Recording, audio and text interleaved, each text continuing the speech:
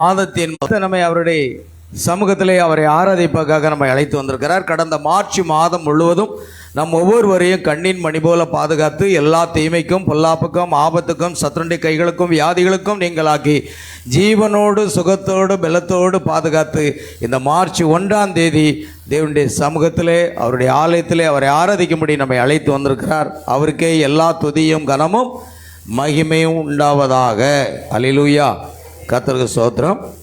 இன்று நம்முடைய செய்தியின் தலைப்பு என்னவாக இருக்கிறது என்றால், அது வித்தை உயிரோடே காத்தல், கீப்பிங் த சீடு அலைவ், பார்ட் 3, பாகம் 3. இந்த செய்திக்கு ஆதாரமாக கலாத்தியர் நிருபம் 3ஆம் அதிகாரம் 14 முதல் 18 வசனங்களை இப்பொழுது நாம் வாசிக்க கேட்போம். ஆபிரகாமுக்கு உண்டான ஆசீர்வாதம் கிறிஸ்து இயேசுவினால் புறஜாதிகளுக்கு வரும்படியாகவும் ஆவியை குறித்து சொல்லப்பட்ட வாக்கு தத்தத்தை நாம் விசுவாசத்தினாலே பெரும்படியாகவும் இப்படியாயிற்று. சகோதரரே, மனுஷர் முறைமையின்படி சொல்லுகிறேன், மனுஷர்களுக்குள்ளே உறுதி பண்ணப்பட்ட உடன்படிக்கையை ஒருவனும் தள்ளுகிறதும் இல்லை, அதனோடே ஒன்றையும் கூட்டுகிறதும் இல்லை. ஆபிரகாமுக்கும் அவனுடைய சந்ததிக்கும் வாக்கு தத்தங்கள் பண்ணப்பட்டன. சந்ததிகளுக்கு என்று அநேகரை குறித்து சொல்லாமல் உன் சந்ததிக்கு என்று ஒருவனை குறித்து சொல்லி இருக்கிறார். அந்த சந்ததி கிறிஸ்துவே. ஆதலால் நான் சொல்லுகிறது என்னவெனில், கிறிஸ்துவை முன்னிட்டு தேவனால் முன் உறுதி பண்ணப்பட்ட உடன்படிக்கையை 430 வருஷத்துக்கு பின்பு உண்டான நியாய பிரமாணமானது தள்ளி வாக்கு தத்தத்தை வியர்த்தமாக்க மாட்டாது. அன்றியும் சுதந்திரமானது நியாய பிரமாணத்தினாலே உண்டானால் அது வாக்கு தத்தத்தினாலே உண்டாயிராது. தேவன் அதை ஆபிரகாமுக்கு வாக்கு தத்தத்தினாலே அருளி செய்தாரே. ஆமேன். அல்லேலூயா. 2வது வேத பாகம் அப்போஸ்தலர் நிருபம், அப்போஸ்தலர் நடபடிகள் 3ஆம் அதிகாரம் 11ஆம் வசனம் முதல் 17 வசனங்களை வாசிக்க கேட்போம். கர்த்தராகிய இயேசு கிறிஸ்துவின் கிருபையினாலே அவர்கள் ரட்சிக்கப்படுகிறது எப்படியோ அப்படியே நாமும் ரட்சிக்கப்படுவோம் என்று நம்பி இருக்கிறோமே என்றான். அப்பொழுது கூடி வந்திருந்த யாவரும் அமைந்திருந்து பர்னபாவும் பவுலும் தங்களை கொண்டு தேவன் புறஜாதிகளுக்குள்ளே செய்த அடையாளங்கள் அற்புதங்கள் யாவையும் விவரித்து சொல்ல கேட்டார்கள். அவர்கள் பேசி முடித்த பின்பு யாக்கோபு அவர்களை நோக்கி, சகோதரரே, எனக்கு செவி உடுங்கள். தேவன் புறஜாதிகளினின்று தமது நாமத்திற்காக ஒரு ஜனத்தை தெரிந்து கொள்ளும்படி முதல் அவர்களுக்கு கடாட்சித்தருளின விதத்தை சிமியோன் விவரித்து சொன்னாரே. அதற்கு தீர்க்கதரிசிகளுடைய வாக்கியங்களும் ஒத்திருக்கிறது. எப்படி எனில், மற்ற மனுஷரும் என்னுடைய நாமந்தரிக்கப்படும் சகல ஜாதிகளும் கர்த்தரை தேடும்படிக்கு நான் இதற்கு பின்பு திரும்பி வந்து விழுந்து போன தாவீதின் கூடாரத்தை மறுபடியும் எடுப்பித்து அதிலே பழுதாய் போனவைகளை மறுபடியும் சீர்படுத்தி அதை செவ்வையாக நிறுத்துவேன் என்று இவைகளை எல்லாம் செய்கிற கர்த்தர் சொல்கிறார் என்று எழுதியிருக்கிறது. அல்லேலூயா. Praise the Lord. அல்லேலூயா. நாம் ஒரு பாடலை பாடுவோமாக. கர்த்தருக்கு ஸ்தோத்திரம் உண்டாகட்டும். வித்தை உயிரோடு காத்தல் என்ற செய்திக்கு நேராக நாம் கடன் செல்ல போகிறோம். Price the Lord Jesus.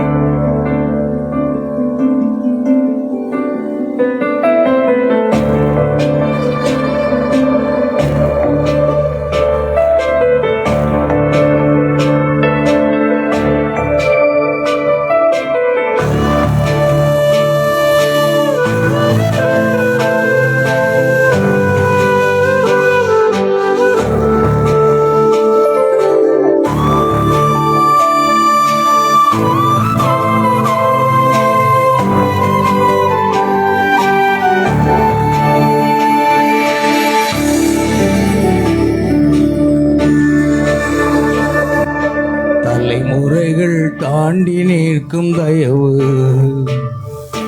தலை நிமிர்ந்து வாழச் செய்யும் தயவு, தலைமுறைகள் தாண்டி நிற்கும் தயவு, என் தலை நிமிர்ந்து வாழச் செய்யும் தயவு, பாரபட்சம் பார்க்காத தயவு, எளியவனை உயர்த்தி வைக்கும் தயவு, தலைமுறைகள் தாண்டி நிற்கும் தயவு. உங்க தயவு பெரியதே, உங்க தயவு சிறந்ததே, உங்க தயவு என்னை சேதமின்றி பாதுகாத்ததே. உங்க தயவு பெரியதே, உங்க தயவு சிறந்ததே, உங்க தயவு என்னை சேதமின்றி பாதுகாத்ததே. ஒரு சேதமின்றி தலைமுறையாய் பாதுகாத்ததே.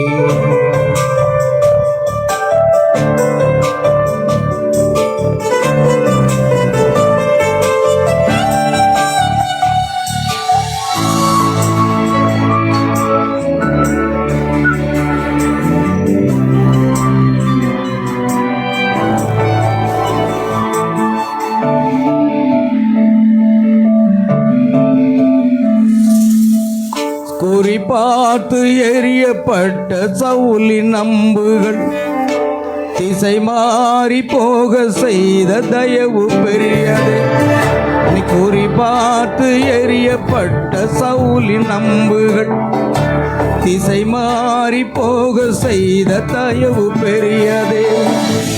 ஒரு அடியின் தூரத்திலே கண்ட மரணத்தை தடுத்து நிறுத்தி பாதுகாத்த தயவு பெரியதே. இந்த தயவை பாட ஜீவன் உள்ளதே. உங்க தயவு பெரியதே, உங்க தயவு சிறந்ததே, உங்க தயவு என்னை சேதமின்றி பாதுகாத்ததே. உங்க தயவு பெரியதே, உங்க தயவு சிறந்ததே, உங்க தயவு என்னை சேதமின்றி பாதுகாத்ததே. ஒரு சேதமின்றி தலைமுறையாய் பாதுகாத்ததே.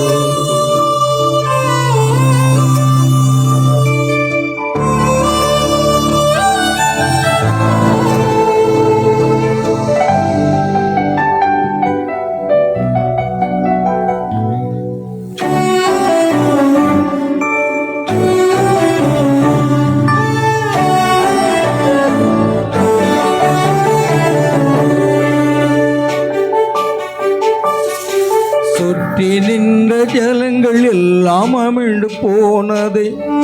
என் பேழை மட்டும் பத்திரமாய் மலையில் நின்றதே. சுற்றி நின்ற ஜலங்கள் எல்லாம் அமிழ்ந்து போனதே. என் பேழை மட்டும் பத்திரமாய் மலையில் நின்றதே. மூழ்கும் என்று எதிர்பார்த்த கண்கள் தோற்றதே. ஏறெடுத்து பார்க்கும் வண்ணம் உயர்த்தி வைத்ததே. என்னை உயர உயர கொண்டு செல்லுதே. உங்க தயவு பெரியதே, உங்க தயவு சிறந்ததே, உங்க தயவு என்னை சேதமின்றி பாதுகாத்ததே. உங்க தயவு பெரியதே, உங்க தயவு சிறந்ததே, உங்க தயவு என்னை சேதமின்றி பாதுகாத்ததே. ஒரு சேதமின்றி தலைமுறையாய் பாதுகாத்ததே. தலைமுறைகள் தாண்டி நிற்கும் தயவு, தலை நிமிர்ந்து வாழச் செய்யும் தயவு, பாரபட்சம் பார்க்காத தயவு, எளியவனை உயர்த்தி வைக்கும் தயவு, தலைமுறைகள் தாண்டி நிற்கும் தயவு. உங்க தயவு பெரியதே, உங்க உங்க தயவு சிறந்ததே, உங்க தயவு என்னை சேதமின்றி பாதுகாத்ததே. உங்க தயவு பெரியதே, உங்க தயவு சிறந்ததே, உங்க தயவு என்னை சேதமின்றி பாதுகாத்ததே. ஒரு சேதமின்றி தலைமுறையாய் பாதுகாத்ததே.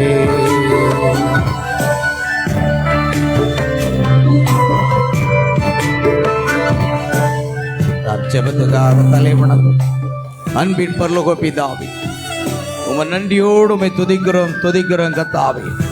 ஆசீர்வதிக்கப்பட்ட அந்த அருமையான கால வேளையில் இந்த மார்ச் 1ஆம் தேதியிலே தேவனுடைய சமூகத்திலே நாங்கள் கூடி வந்து உம்மை துதித்து, உம்மை பாடி, உம்மை ஆராதித்து, உம்மை மகிமைப்படுத்தும்படியாக ஆண்டவரே நீர் எங்களுக்கு கொடுத்த கிருபைக்காக நன்றி செலுத்துகிறோம்.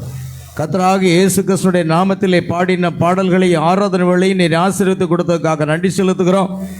சிறு பிள்ளைகள் வசனம் சொன்ன சிறு பிள்ளைகளை ஆசீர்வதிங்க. வேத வசனங்களை வாசித்த உம்முடைய பிள்ளைகளை ஆசீர்வதிங்க. கர்த்தராகிய இயேசு கிறிஸ்துவின் நாமத்திலே வாசிக்கப்பட்ட தேவனுடைய வார்த்தைகளை கர்த்தர் அபிஷேகப்பட்ட வார்த்தையின் மூலமாக எங்களோடு பேசுங்க. பேசக்கூடிய அடியானை அபிஷேகத்து நாவுகளை பிடித்து கொண்டு ஆவியானவர் பேசும்படியாக ஜெபிக்கிறோம். அதை கேட்க போகிற நம்முடைய பிள்ளைகளுடைய இருதயங்கள் கொழுந்து விட்டு எரியட்டும். நம்முடைய பிள்ளைகளுடைய இருதயங்களும் செவிகளும் விருத்த சேதனம் பண்ணும்படியாக ஜெபிக்கிறோம். இந்த ஆராதனைக்கு விரோதமாக கிரியை செய்கிற பொல்லாத அசுத்த ஆவிகளை இயேசு கிறிஸ்துவின் நாமத்தில் கடிந்து கட்டி அப்புறப்படுத்துகிறோம். கர்த்தாவே, உம்முடைய தெய்வீக ஆவியின் வல்லமையால் பிரசன்னத்தினால் ஒவ்வொருவரை நிரப்பும்படியாக ஜெபிக்கிறோம். தேவ ஆவியானவர் ஒவ்வொருவரை ஆட்கொள்ள வேண்டுமா ஜெபிக்கிறோம். எல்லா சரீர சோர்வுகள், அசதிகள், பலவீனங்களை நீக்கி போடும்படியாக ஜெபிக்கிறோம். எல்லா கணநித்தியின் ஆவிகளை இயேசு கிறிஸ்துவின் நாமத்தில் கடிந்து கட்டி அப்புறப்படுத்துகிற ஆண்டவரே, பரிசுத்த ஆவியானவர் எங்களை சூழ்ந்து கொள்ளும்படியாக ஜெபிக்கிறோம்.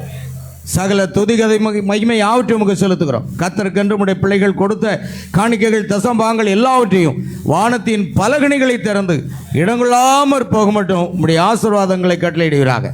எங்கள் கர்த்தரும் இரட்சகருமாகிய இயேசு கிறிஸ்துவினுடைய நாமத்தில் கேட்கிறோம் பிதாவே, ஆமென். அல்லேலூயா.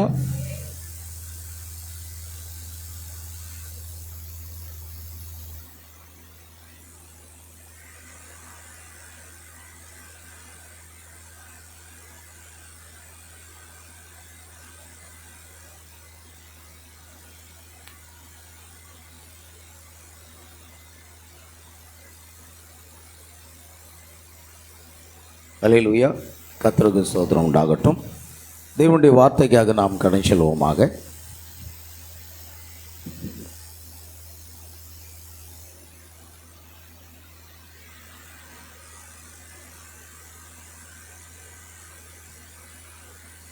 இன்று நம்முடைய செய்தியின் தலைப்பு வித்தை உயிரோடே காத்தல், கீப்பிங் த சீட் அலைவ்.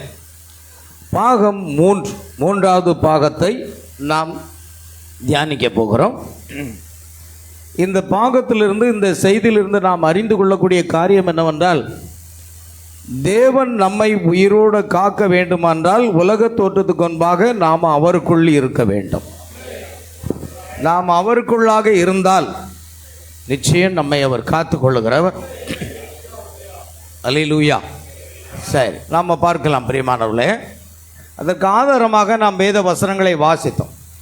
ஆபிரகாமுக்கு உண்டான ஆசீர்வாதம் கிறிஸ்து இயேசுவினால் புறஜாதிகளுக்கு வரும்படியாகவும் ஆவியை குறித்து சொல்லப்பட்ட வாக்குத்தத்தத்தை நாம் விசுவாசத்தினாலே பெறும்படியாகவும் இப்படி ஆயிற்று.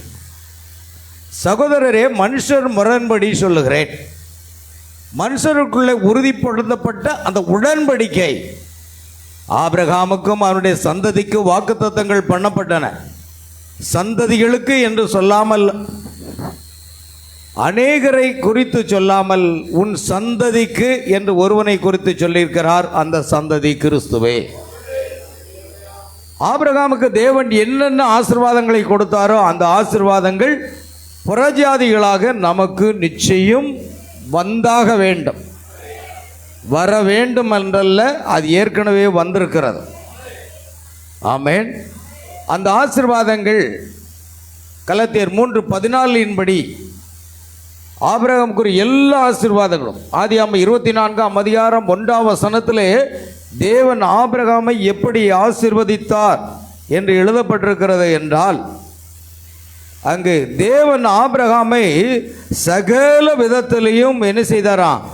ஆசீர்வதித்து வந்தார் என்று எழுதப்பட்டிருக்கிறது. அல்லேலூயா, ஆமென். கர்த்தருக்கு மகிமை உண்டாகட்டும். பாருங்க, ஆபிரகாம் வயது சென்று முதிர்ந்தவனானான், கர்த்தர் ஆபிரகாமை சகல காரியங்களிலும் ஆசீர்வதித்து வந்தார் என்று எழுதியிருக்கிறார். ஆகையால் சகல காரியங்களிலும் ஆபிரகாம் ஆசீர்வதிக்கப்பட்டால் ஆபிரகாமுடைய ராஜரீக சந்ததியாகிய கிறிஸ்துவின் வழியாக புறஜாதி மணவாட்டி அந்த ஆசீர்வாதத்தை பெறுவது அதிக நிச்சயமாகும்.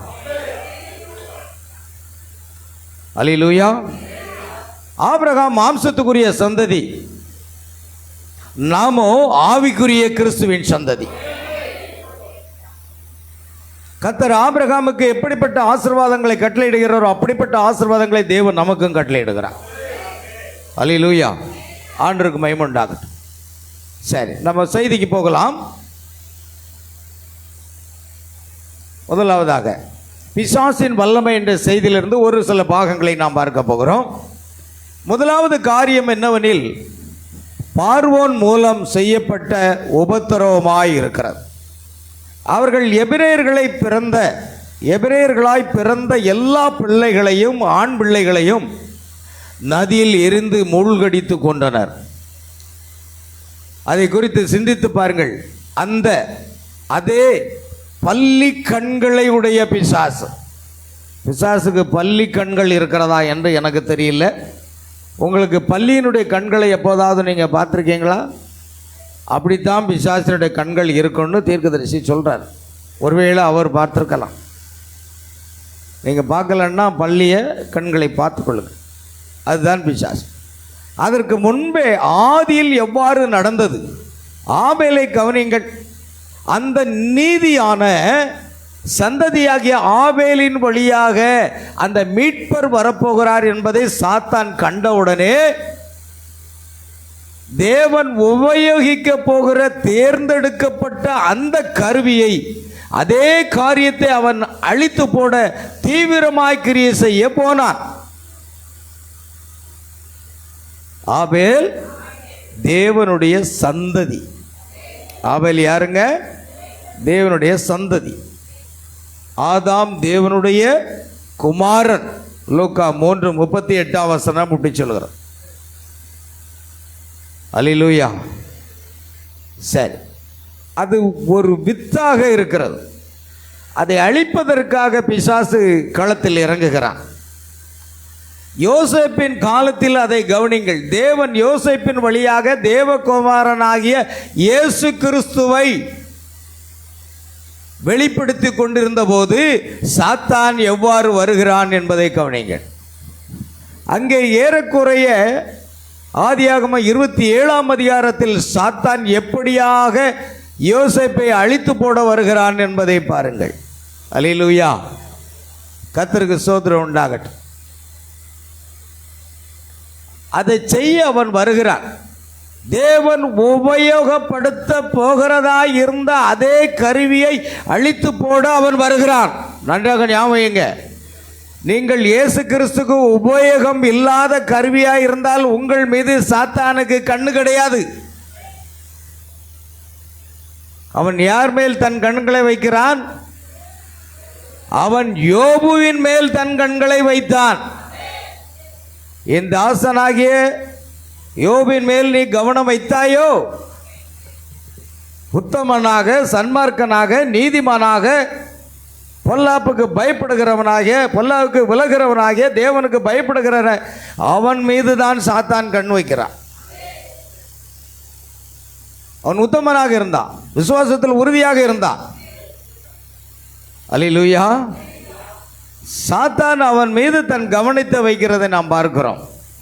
அதே போன்றுதான் நீங்கள் நீதிமானாக்கப்பட்டவர்களாக தேவனுடைய நாமத்தை தரித்து கொண்ட பிள்ளைகளாக இருந்தால் சாத்தான் நிச்சயம் உங்கள் மீது கண்களை வைப்பான். அதாவது நீங்கள் தேவனுக்காக உபயோகப்படுத்தப்படக்கூடிய ஒரு கருவியாக இருந்தால், நீங்கள் எவ்விதத்திலும் தேவன் உங்களை உபயோகப்படுத்தாத ஒரு கருவியாக இருப்பீர்களானால் சாத்தானுக்கு உங்கள் மேலே கவனமே வைக்க மாட்டான். அவன் சொல்லுவான், இந்த விசுவாசி அந்த விசுவாசி, இவங்களால தான் ஆண்டவருக்கு ஒரு பிரயோஜனம் இல்லையே, இவங்க சுயநலக்காரங்களா, தான் உண்டு, தான் குடும்பம் உண்டு, தான் பிள்ளை உண்டு, தான் புருஷன் உண்டு, இப்படி தானே வாழ்கிறாங்க. கர்த்தருக்காக அவர்கள் எதையாவது செய்கிறார்களா? இல்லையே. அவனுக்கு தெரியும். நீங்கள் இந்த சபைக்கு வருகிறீர்கள், இந்த சபையில் என்னென்ன வேலையை செய்கிறீர்கள், என்னென்ன உதவி செய்கிறீர்கள், ஊழியக்காரனுக்கு என்ன உதவி செய்கிறீர்கள், ஊழியக்காரன் குடும்பத்துக்கு என்ன உதவி செய்கிறீர்கள், ஊழியத்துக்கு என்ன உதவி செய்கிறீர்கள், இதெல்லாம் சாத்தானுக்கு நல்லா தெரியும். நீங்கள் எந்த விதத்திலும் உபயோகம் இல்லாத கருவியாக இருந்தால் உங்களை அவன் கவனிக்கவே மாட்டான். ஏன், தேவனும் கூட உங்களை கவனிக்க மாட்டார். சாத்தானும் கவனிக்க மாட்டான், தேவனும் கவனிக்க மாட்டார். இந்த விசுவாசி வச்சு எனக்கு என்ன பிரயோஜனம், இந்த சபைக்கு தான் என்ன பிரயோஜனம், இந்த ஊழியக்காரன் குடும்பத்துக்கு தான் என்ன பிரயோஜனம்? அல்லேலூயா. உங்கள் மேலே தேவனும் கவனம் வைக்க மாட்டார், சாத்தானும் கவனிக்க மாட்டாங்க. அல்லேலூயா. அவர் யார் மீது கண்களை வைக்கிறான் என்றால் தேவனுக்காக ஊழியம் செய்கிறவர்கள். இயேசு இந்த உலகத்தில் இருந்தது சொன்னார், மேய்ப்பனை வெட்டுவேன், மந்தையின் ஆடுகள் சிதறிக்கப்படும்.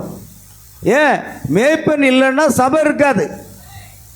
உங்கள் அனைவரையும் விட சாத்தான் என் மீது அதிக கவனம் வைப்பான். இவன் தானே இந்த சபைக்கு மேய்ப்பனாக இருந்து துள்ளிக்கிட்டு இருக்கான்.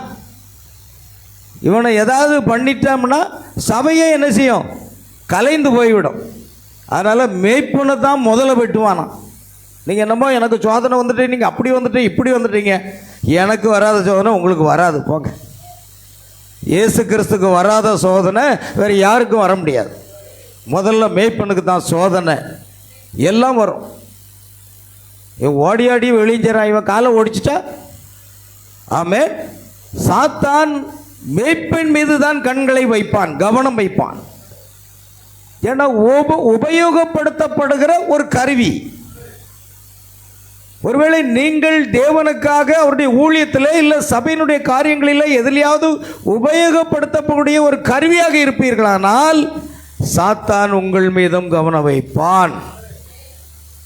ஏதோ சர்ச்சுக்கு வந்தீங்க, போனீங்க, ஆராதனை முடிஞ்சு சிட்டா பறந்தீங்க, அப்புறம் அடுத்த வாரம் தான் பாயிண்ட் டு பாயிண்ட் மாதிரி வந்தீங்கன்னா சாத்தானுக்கும் உங்கள் மேலே கவனம் கிடையாது, இயேசு கிறிஸ்துக்கும் உங்கள் மேலே கவனம் கிடையாது. உங்களை வச்சு எனக்கு என்ன பிரயோஜனம்?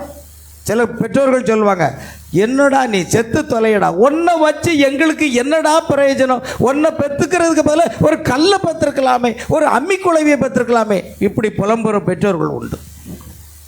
பெற்றோர்கள் 10 மாதம் சுமந்து பெற்றா பிள்ளைகள் தனக்கு உதவியாக இருக்கும் என்று அவர்கள் நினைப்பார்கள். ஆனால் அவர்களை வச்சு ஒரு பிரயோஜனம் இல்லைன்னா ஒன்றை பெற்றுக்கிறதுக்கு மேலே ஒரு அம்மிக்கல்ல பெற்றிருக்கலாமே அப்படின்னு புலம்புற பெற்றோர்கள் இருக்கிறாங்க. அதே போல தான் இயேசு ஒன்றை ரட்சிக்கிறதுக்கு மேலே ஒரு குடியாரனை ரட்சிச்சிருக்கலாமே, ஒன்றை ரட்சிப்பதில் ஒரு கொலகாரனை ரட்சிருக்கலாமே. அவன் எனக்கு பயன்படுவான், அவன் எனக்கு ஊழியம் செய்வான். நல்ல கவனிங்க, சபைக்கு வந்து சபையில் எந்த வேலையும் நான் செய்ய மாட்டேன், எந்த உதவியும் ஊழியத்தில் செய்ய மாட்டேன், பாஸ்டர் குடும்பத்துக்கு எந்த உதவியும் செய்ய மாட்டேன் என்று நீங்கள் நான் உண்டு என் குடும்பம் உண்டுன்னு இருந்தீங்கன்னா சாத்தானுக்கு உங்கள் மேலே கவனம் கிடையாது, இயேசு கிறிஸ்துக்கு உங்கள் மேலே கவனம் கிடையவே கிடையாது. அல்லேலூயா. ஆமென். விசுவாசத்துக்கு சாட்சியாக வாழ்ந்த யோபின் மேலே தான் சாத்தானுடைய கவனம். அதே போன்றுதான் யோசேப்பின் மேலே தேவனுக்கு சாத்தானுக்கு ஏன் கவனம் இருக்கிறது? அவன் இயேசு கிறிஸ்துக்கு ஒரு முன்னடையாளமாக இருக்கிறான், ஒரு முன் மாதிரியாக வாழ்கக்கூடியவனாக இருக்கிறான். அப்படிப்பட்டவர்கள் மீது தான் சாத்தானுடைய கவனம் செல்லுகிறது. அல்லேலூயா. கவனிங்க, அவன் தேவனுக்கு தேவன் உபயோகப்படுத்த போகிறதா இருந்த அதே கருவியை அழித்து போட அவன் வருகிறான். மற்ற விசுவாசிகளை பற்றி சாத்தானுக்கு கவலை இல்லை. இது எக்கடாவது கேட்டுப்பா, நீ யாருக்கு பிரயோஜனம்? சபைக்கு பிரயோஜனமா, இல்லை பாஸ்டர் குடும்பத்துக்கு பிரயோஜனமா, அல்லது நீ எனக்கு தான் பிரயோஜனமா, என்னுடைய ஊழியத்துக்கு தான் பிரயோஜனமா? ஒரு பிரயோஜனம் இல்லை, நீ என்னன்னு கெட்டுப்பான்னு விட்டுருவாராண்டு. நல்லா கவனிங்க, நீங்கள் தேவனுக்காக பயன்படுத்தப்படக்கூடிய கருவியாக இருந்தால் சாத்தான் அங்கு தான் அவன் கவனத்தை வைக்கிறான். அல்லேலூயா. கர்த்தருக்கு ஸ்தோத்திரம். நாளாகமங்களின் புஸ்தகத்தில் ஏறக்குறைய 22வது அதிகாரத்தில் அவன் அந்த ராஜரீக வித்தை எவ்வாறு அழிக்க முயற்சித்தான் பார்த்தீங்களா? ஆமென். மத்தேயு சுவிசேஷம் 2ஆம் அதிகாரத்தில் சாத்தான் எவ்வளவு துரிதமாக வேலை செய்கிறான் என்பதை பாருங்கள். மீட்கர் பிறக்க போகிறார்.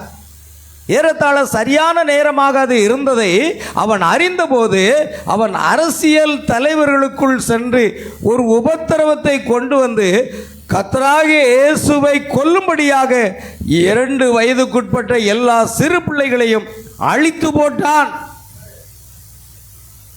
ஆமென். வேதம் சொல்லுகிறது அங்கே என்ன நடந்ததா? ராமாவிலே கூக்குரல் எழும்பிற்று. அல்லேலூயா. எங்க வாசிக்கிறீங்க? வாசிக்கிறீங்களா இல்லையா? பைபிளை எப்போதும் வாசித்தா தான் உங்களுக்கு டக்குன்னு சொல்ல முடியும். பைபிளை வாசிக்கிற பழக்கம் இல்லை அப்படின்னா கண்டுபிடிக்க முடியாது. ராமாவில் மத்தேயு 2:17 வாசிங்க. புலம்பலும் அழுகையும் மிகுந்த துக்கம் கொண்டாடலுமாகிய கூக்குரல் ராமாவிலே கேட்கப்பட்டது. பாத்தீங்களா? அல்லேலூயா. மத்தேயு 2ஆம் அதிகாரம் 17 இருக்கிறது. புலம்பலும் அழுகையும் மிகுந்த துக்கம் கொண்டாடுதலும் ஆகிய கூக்குரல் ராமாவிலே கேட்கப்பட்டது. ஆமென். ராகேல் தன் பிள்ளைகளுக்காக அழுது அவைகள் இல்லாதபடியினால் ஆறுதல் அடையாதிருக்கிறாள் என்று எரேமியா தீர்க்கதரிசி சொன்ன காரியம் அங்கு அப்படியே நிறைவேறுகிறது. அல்லேலூயா. கவனிக்கணும் பிரியமானவர்களே. ஆகையால் பிசாசு என்ன செய்கிறான்? அந்த ராஜரீக வித்தாகி இயேசு கிறிஸ்து பிறந்ததை அறிந்து அவரை கொல்லும் நிமித்தம் 2 வயதுக்குட்பட்ட அல்லேலூயா அல்லேலூயா. இங்கே பாருப்பா, லைட்டை பாரு. நான் இங்கே காட்டுறேன், அவன் அங்கே இங்கே பார்க்குறான். அல்லேலூயா. ஆமென். 2 வயதுக்குட்பட்ட குழந்தைகள் எல்லாரையும் கொல்லும்படி அவன் என்ன செய்கிறான்? சட்டத்தை போடுறான். இயேசு கிறிஸ்துவை கொல்ல நினைத்தவன் அங்கே 2 வயதுக்குட்பட்ட எல்லா குழந்தைகளும் கொல்றதுக்கு முயற்சி பண்ணுறான். சாத்தான் வித்தை அழிப்பதற்கான முயற்சிகளில் அவன் செயல்படுகிறதை பார்க்க. ஆமென். எல்லா சிறு பிள்ளைகளையும் அவன் என்ன செய்கிறான்? அழித்து போடுகிறான். அழித்து போட்டான். மத்தேயு 27 அவன் எவ்வாறு அதை செய்ய முயற்சித்து வெற்றி பெற்றான்? அதை செய்வதில் அவன் வெற்றி கண்டான். ஆனால் நான் விரும்புவது இதோ இருக்கிறது. சாத்தான் மாத்திரமே முடியும். அவனுடைய அரசாட்சி நதி வரை மட்டுமே ஆட்சி செய்கிறது. நதி என்பது என்ன? அது மரணம். யோர்தான் நதி என்றால் என்ன அர்த்தம்? மரணம். மரணம் வரைக்கும் தான் அவன் செயல்பட முடியும். மரணத்தை நீங்க ஜெயிச்சிட்டீங்கன்னா சாத்தா உங்க பக்கத்திலே வர முடியாது. மரணத்தை கடந்தாச்சுன்னா எடுத்துக்கொள்ளப்படுதல். எலியா தன் சால்வை முறுக்கி அடித்தான். யோர்தான் 2ஆக பிளந்தது. அதாவது மரணம். மரணத்தை ஜெயித்து எலியா அக்கறைப்பட்டான். அப்புறம் சாத்தானால் அவனை ஒன்றுமே செய்ய முடியாது. காரணம், அவன் எடுத்துக்கொள்ளப்படுதலில் போய்விட்டான். அல்லேலூயா. அதே நேரத்தில் அவனுடைய இரட்டிப்பான ஆவியை பெற்றுக்கொண்ட இந்த எலிஷா எலியாவின் தேவன் எங்கே என்று சால்வையை முறுக்கி யோர்தானை அடித்தான். அவனும் மரணத்தை கடந்து கரைப்பட்டு விட்டான். இன்னைக்கு ஒரு விசுவாசி மரணத்தை என்ன செய்யணும்? ஜெயிக்கணும். சாதாரண பிரச்சனைகளோட நம்ம ஜெயிக்க முடியல. மரணத்தை ஜெயிச்சாச்சுன்னா, ஆனா இயேசு மரணத்தை ஜெயித்தார். அல்லேலூயா. மரணம் வரைக்கும் தான். ஆகத்தான் அவன் பிசாசு கடைசியில் இயேசு கிறிஸ்துவை சிலுவையின் மரணம் வரைக்கும் தான் கொண்டு வந்தான். ஆனா அவரோ சாத்தானுடைய தலை நசுக்கப்பட்டு 3ஆம் நாள் உயிரோடு எழுந்தார். அல்லேலூயா. ஆகையால் நதி என்பது மரணம் அல்லது வேறு புரிதல் என்று அர்த்தம். சாத்தானுடைய ஆட்சி உரிமை அவ்வளவு தூரத்திற்கு தான் வர முடியும். அதோடு அது நின்று போகிறது. ஆனால் அதன் பிறகு தேவன் துவங்க ஆரம்பிக்கிறார். ஆமென். நாம மட்டும் விசுவாசத்தில் வல்லவர்களாக மரணத்தை ஜெயிச்சிட்டோம் அப்படின்னீங்க, அப்புறம் தேவன் உங்களை பயன்படுத்த ஆரம்பிக்கிறார். அல்லேலூயா. அதுதான் யோபுனுடைய வாழ்க்கையில். அவனை மரணத்து வரைக்கும் பிசாசு சரீரத்தில் உபாதைகளையும் வேதனைகளையும் கொண்டு வந்து மரணம் வரவும் கொண்டு வந்துட்டான். ஆனால் யோபுவோ மரணத்தை ஜெயிக்கும்படியாக தேவன் அவனுக்கு கிருபை செய்தார். பலவிதமான வாதைகளை எல்லாம் கொண்டு வந்து பிள்ளைகள் செத்தார்கள், வேலைக்காரர்கள் செத்தார்கள், மனைவி தூசித்தாள், சரீரத்தில் கொப்பளங்கள் ஏற்பட்டு ஓட்டை கொண்டு சுரண்டி கொண்டிருக்கிறான். ஆனால் தான் உதட்டளவுள்ள பாவம் செய்யல பாருங்க, அங்குதான் மரணம் ஜெயமாக விழுங்கப்படுகிறது. யோபு மரணத்தை ஜெயிக்கிறான். அல்லேலூயா. ஏன்னா அவனுக்கு தெரியும், எனக்காக மரணத்தை ஜெயிக்க போகிற ஒரு வித்து வரப்போகிறது. யாக்கோபிலிருந்து ஒரு நட்சத்திரம் உதிக்கும் என்பதை அவன் அறிந்திருந்தான். எப்பிராத்தா என்னப்பட்ட பெத்லேகமே, யூதாவை நீ சிறிதா இருந்தாலும் இஸ்ரவேலை ஆளப்போகிறவர் உன்னிடத்திலிருந்து பிறந்து புறப்பட்டு என்னிடத்தில் வருவார் என்று எழுதின அந்த வாக்கியங்களை அறிந்திருக்கிறான். அதனால தான் அவன் சொல்கிறான், என் மீட்பர் உயிரோடு இருக்கிறார், அவர் மரணத்தை ஜெயிக்கிறவர். ஆமென். என் மீட்பர் உயிரோடு இருக்கிறார். ஓ, அவருடைய நாமத்தினாலே ஜெயங்கொடுக்கிற தேவனுக்கு ஸ்தோத்திரம். அதனால அவனை ஒண்ணுமே செய்ய முடியல. என்ன சோதனை வந்தாலும், வேதனை வந்தாலும், கொப்பளங்கள் வந்தாலும் அவனை ஒன்றுமே ஒரு சாத்தானும் கிட்ட வர முடியலங்க. நீ சரியான விசுவாசியா இருந்தா பிசாசு ஒன்னா தொடவே தொடாது. சொல்ல போன வியாதி கூட ஒன்னா தொடாது. ஏன்னா தீர்க்கதரிசி சொல்கிறார், சுமார் 1950 ஆண்டுகளுக்கு முன்பாக இயேசு சிலுவையில் அறையப்பட்ட பொழுது அவருடைய தழும்புகளால் நீங்கள் குணமானீர்கள். குணமாக்கிட்டாரு. வியாதி கிறிஸ்தவனை தொடவே முடியாது. அவருடைய தழும்புகளால் நம்மை சுகமாக்கி விட்டார். தீர்க்கதரிசி அப்படித்தான் சொல்றார், அவர் சுகமாக்கிட்டார். நீ விசுவாசித்து அதை பெற்றுக்கொள் அப்படிங்க.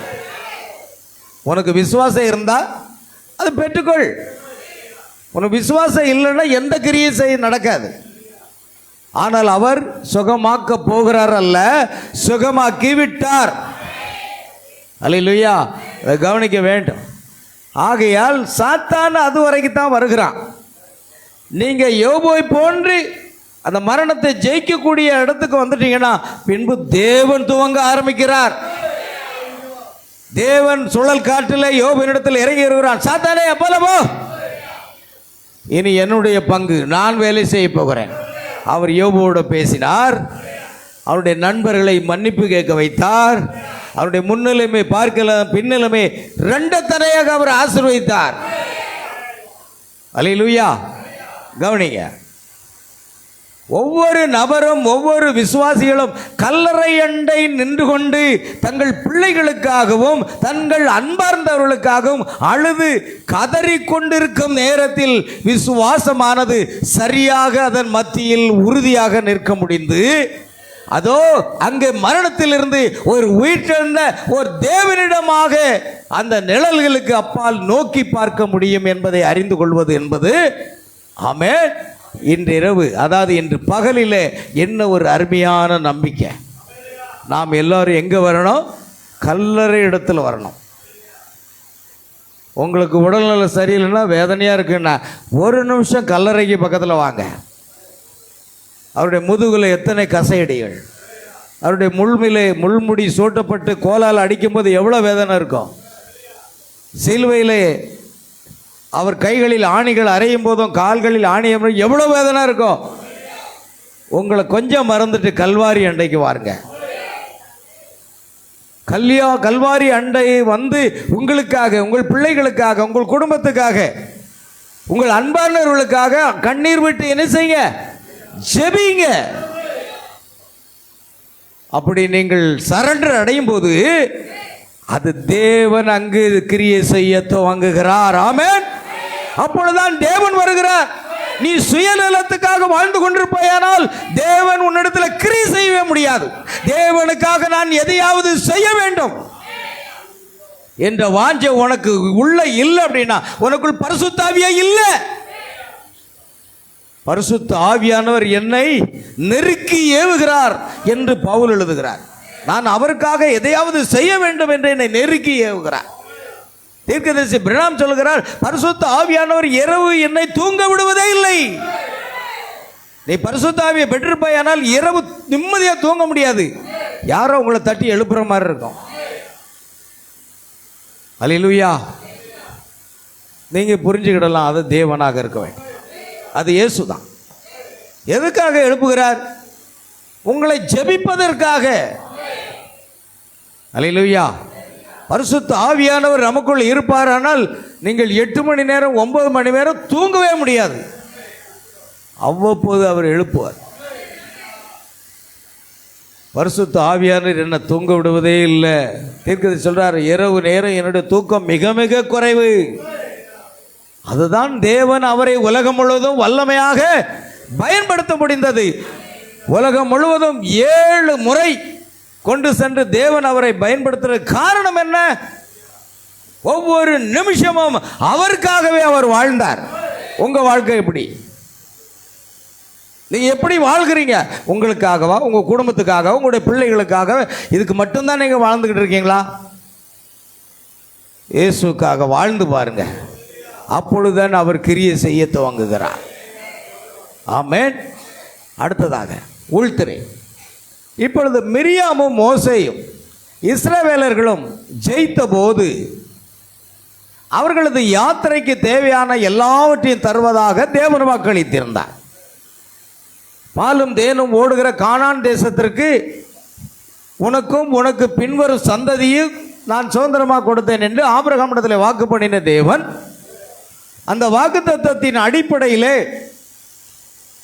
கர்த்தர் வாக்குத்த அளித்திருந்தபடினால் கர்த்தர் ஒரு வாக்குத்தத்தம் செய்வாரானால் அதை அவர் நிறைவேற்றியும் வைப்பார். உங்களுக்கு ஒரு வாக்குத்தத்தத்தை கர்த்தர் கொடுத்துட்டாருன்னு வைங்க, நிறைவேற்ற வேண்டியது அவருடைய கடமை. நிச்சயம் நிறைவேற்றி வைப்பார். அல்லேலூயா. பார்வோன் என்ன சொன்னான் என்பதை குறித்து மோசே கவனம் செலுத்தவே இல்லை. பார்வோன் கர்ச்சிக்கிறான், உன்னையும் உன்னுடைய ஜனங்களையும் நான் அழித்து போடுவேன், நீ என்ன நினைத்து கொண்டிருக்கிறாய் என்று மோசேக்கு விரோதமாக அவன் எதையெல்லாம் பேசுகிறான், பயமுறுத்துகிறான். உன் ஜனங்களை கொன்று விடுவேன் என்று அதிகமான வேலைகளை பழுவை கொடுத்து அவர்களை ஒடுக்குகிறான், நசுக்குகிறான். மோசே இதை குறித்து கவலையே படல. உங்களுக்கு என்ன சோதனை வந்தாலும் சரி, பலகீனம் வந்தாலும் சரி, எந்த காரியது அதன் மேலே நீங்கள் கவனம் வச்சிங்கன்னா ஆமென், நீங்கள் பின்மாற்றமாக இருக்கீங்கன்னு அர்த்தம். நேற்று நாங்கள் பேசி கொண்டிருந்தோம் ஒரு காரியத்தை. ரொம்ப பலகீனமாக இருக்கு, ரொம்ப பலகீனமாக இருக்கு, உட்கார முடியல, நடக்க முடியல, படுக்க முடியல, என்ன தான் செய்ய முடியுது? ஒன்றுமே செய்ய முடியல. சயின்ஸ் பிரகாரம் நீங்கள் பலகீனமாக இருக்கேன் அப்படி இருக்குன்னு சொன்னீங்கன்னா இந்த சங்கதியை மூளைக்கு கொண்டு செல்லுமா சயின்ஸ். மூளையிலிருந்து தான் நம்முடைய சரீர உறுப்புகளுக்கு கட்டளை பிறக்கிறது. இது மூளையில் போய் ஆழமாக பதிஞ்சிரும். அது அவ்வப்போது உங்களுடைய சரீரத்தின் பாகங்களுக்கு சொல்கிறோம், நீ பலகீனமாக இருக்க, நீ பலகீனமாக இருக்க, நீ வியாதியாக இருக்க, உன்னால் எதுவும் செய்ய முடியாதுன்னு மூளையிலிருந்து கட்டளை வந்துக்கிட்டே இருக்கும். நமக்கு 2 மூளை இருக்குது, ஒன்று சிறுமூளை, ஒன்று பெருமூளை. அங்கேருந்து சமீட்சை கொடுத்து கொண்டே இருக்கும் உடல் பாகங்களுக்கு. அது என்ன சொல்லும்? நீ பலகீனமாக இருக்க, நீ பலகீனமாக இருக்க. ஆனால் பவுல் இந்த ரகசியத்தை அறிந்து கொண்டு சொல்கிறார், என்னை பலப்படுத்துகிற கிறிஸ்துவினாலே, என்னை பலப்படுத்துகிற கிறிஸ்துவினாலே எல்லாவற்றையும் செய்ய எனக்கு பலன் உண்டு. அதுதான் விசுவாச அறிக்கை. பலகீனம் உங்களை தாக்குமோ? வியாதி உங்களை தாக்குமோ? ஆமென். சாத்தானால ஒன்று செய்ய முடியும். ஏன்னா இது யார் கொண்டு வரா? சாத்தான் கொண்டு வரான். அல்லேலூயா. கவனிங்க, செய்தியை சரியா புரிந்து கொள்ளுங்க. ஆகையால் பார்வோனின் கட்டளைக்கு அவன் மீது கவனம் செலுத்தவே இல்லை. அவனுடைய பெற்றோரும் பார்வோனின் கட்டளைக்கு பயப்படவே இல்லை. அந்த என்ன நடந்தது? இஸ்ரவேல் ஜனங்கள் எகிப்தில் இருந்த பொழுது கற்பம் திறந்து பிறக்கக்கூடிய சகல ஆண் பிள்ளைகளையும் என்ன செய்ய வேண்டும்? கொன்றுபட வேண்டும் என்று பார்வோன் ராஜா கட்டளையிட்டான். மோசேயினுடைய பெற்றோர்கள் பயந்தாங்களா? அல்லேலூயா. மோசே அவர்கள் என்ன செய்தார்கள்? பத்திரமாக பாதுகாத்து வளர்த்தார்கள். ஒன்றும் பயப்படலை. மோசேக்கும் ஆபிரகாமுக்கும் பழைய தீர்க்கதரிசிகளை பற்றி தெரியும். கர்த்தர் வாக்குத்தத்தம் பண்ணினதை நிறைவேற்றுவார் என்பதை நன்கு அறிந்திருந்தான். ஆபிரகாமுக்கும் தெரியும், ஆபிரகாமுடைய வித்தா இருக்கிற மோசேக்கும் தெரியும், ஆபிரகாமுடைய குமாரனாகிய ஈசாக்குக்கும் தெரியும், யாக்கோபுக்கும் தெரியும், இஸ்ரவேல் கோத்திரத்தின் 12 கோத்திரத்துக்கும் தெரியும், யோசேப்புக்கும் தெரியும், தாவீதுக்கும் தெரியும். அந்த வம்சத்தில் வர அத்தனை பேருக்கும் அந்த விசுவாசம் உண்டது. ஏனால் தேவன் வாக்குத்தத்தம் பண்ணினவர் உண்மையுள்ளவர், அதை நிறைவேற்ற வல்லவர் என்று தெரியும். இன்றைக்கு நீங்கள் ஆவிக்குரிய ராஜரீக சந்ததியாக இருப்பீர்களானால் தேவன் தம்முடைய வாக்குத்தத்தை நிறைவேற்ற வல்லவர் என்று நாம் விசுவாசிப்போம். உங்க சரீரத்தை பார்க்காதீங்க, உங்க சூழ்நிலையை பார்க்காதீங்க, உங்க சோதனையை பார்க்காதீங்க, உங்க பிரச்சனையை பார்க்காதீங்க, உங்க வேதனையை பார்க்காதீங்க. இயேசுவை நோக்கி பாருங்கள். அவர் எல்லாவற்றையும் செய்ய வல்லவராக இருக்கிறார். ஹல்லேலூயா. பாருங்கள், வாக்குத்தத்தம் பண்ணிதை நிறைவேற்றுவார் என்பதை நன்கு அறிந்திருந்தான். முதல்ல நல்லா தெரியணும், தேவன் ஒரு வார்த்தையை, ஒரு வாக்குத்தத்தம் உங்களுக்கு கொடுத்துட்டாருன்னா அதை நிறைவேற்றாமல் விடவே மாட்டார். ஆகையால் பாருங்கள், ஆகையால் ஆபிரகாமுக்கு 75 வயது இருக்கும்போது அவருடைய சாராள், அவருடைய மனைவிக்கு 65 வயது, 10 வயது வித்தியாசம். சாராளுக்கு 65, ஆபிரகாமுக்கு 75 வயது. அவள் ஒரு குழந்தை பெற போகிறாள் என்று சொல்வதற்கு பயப்படவே இல்லை. ஆமென்.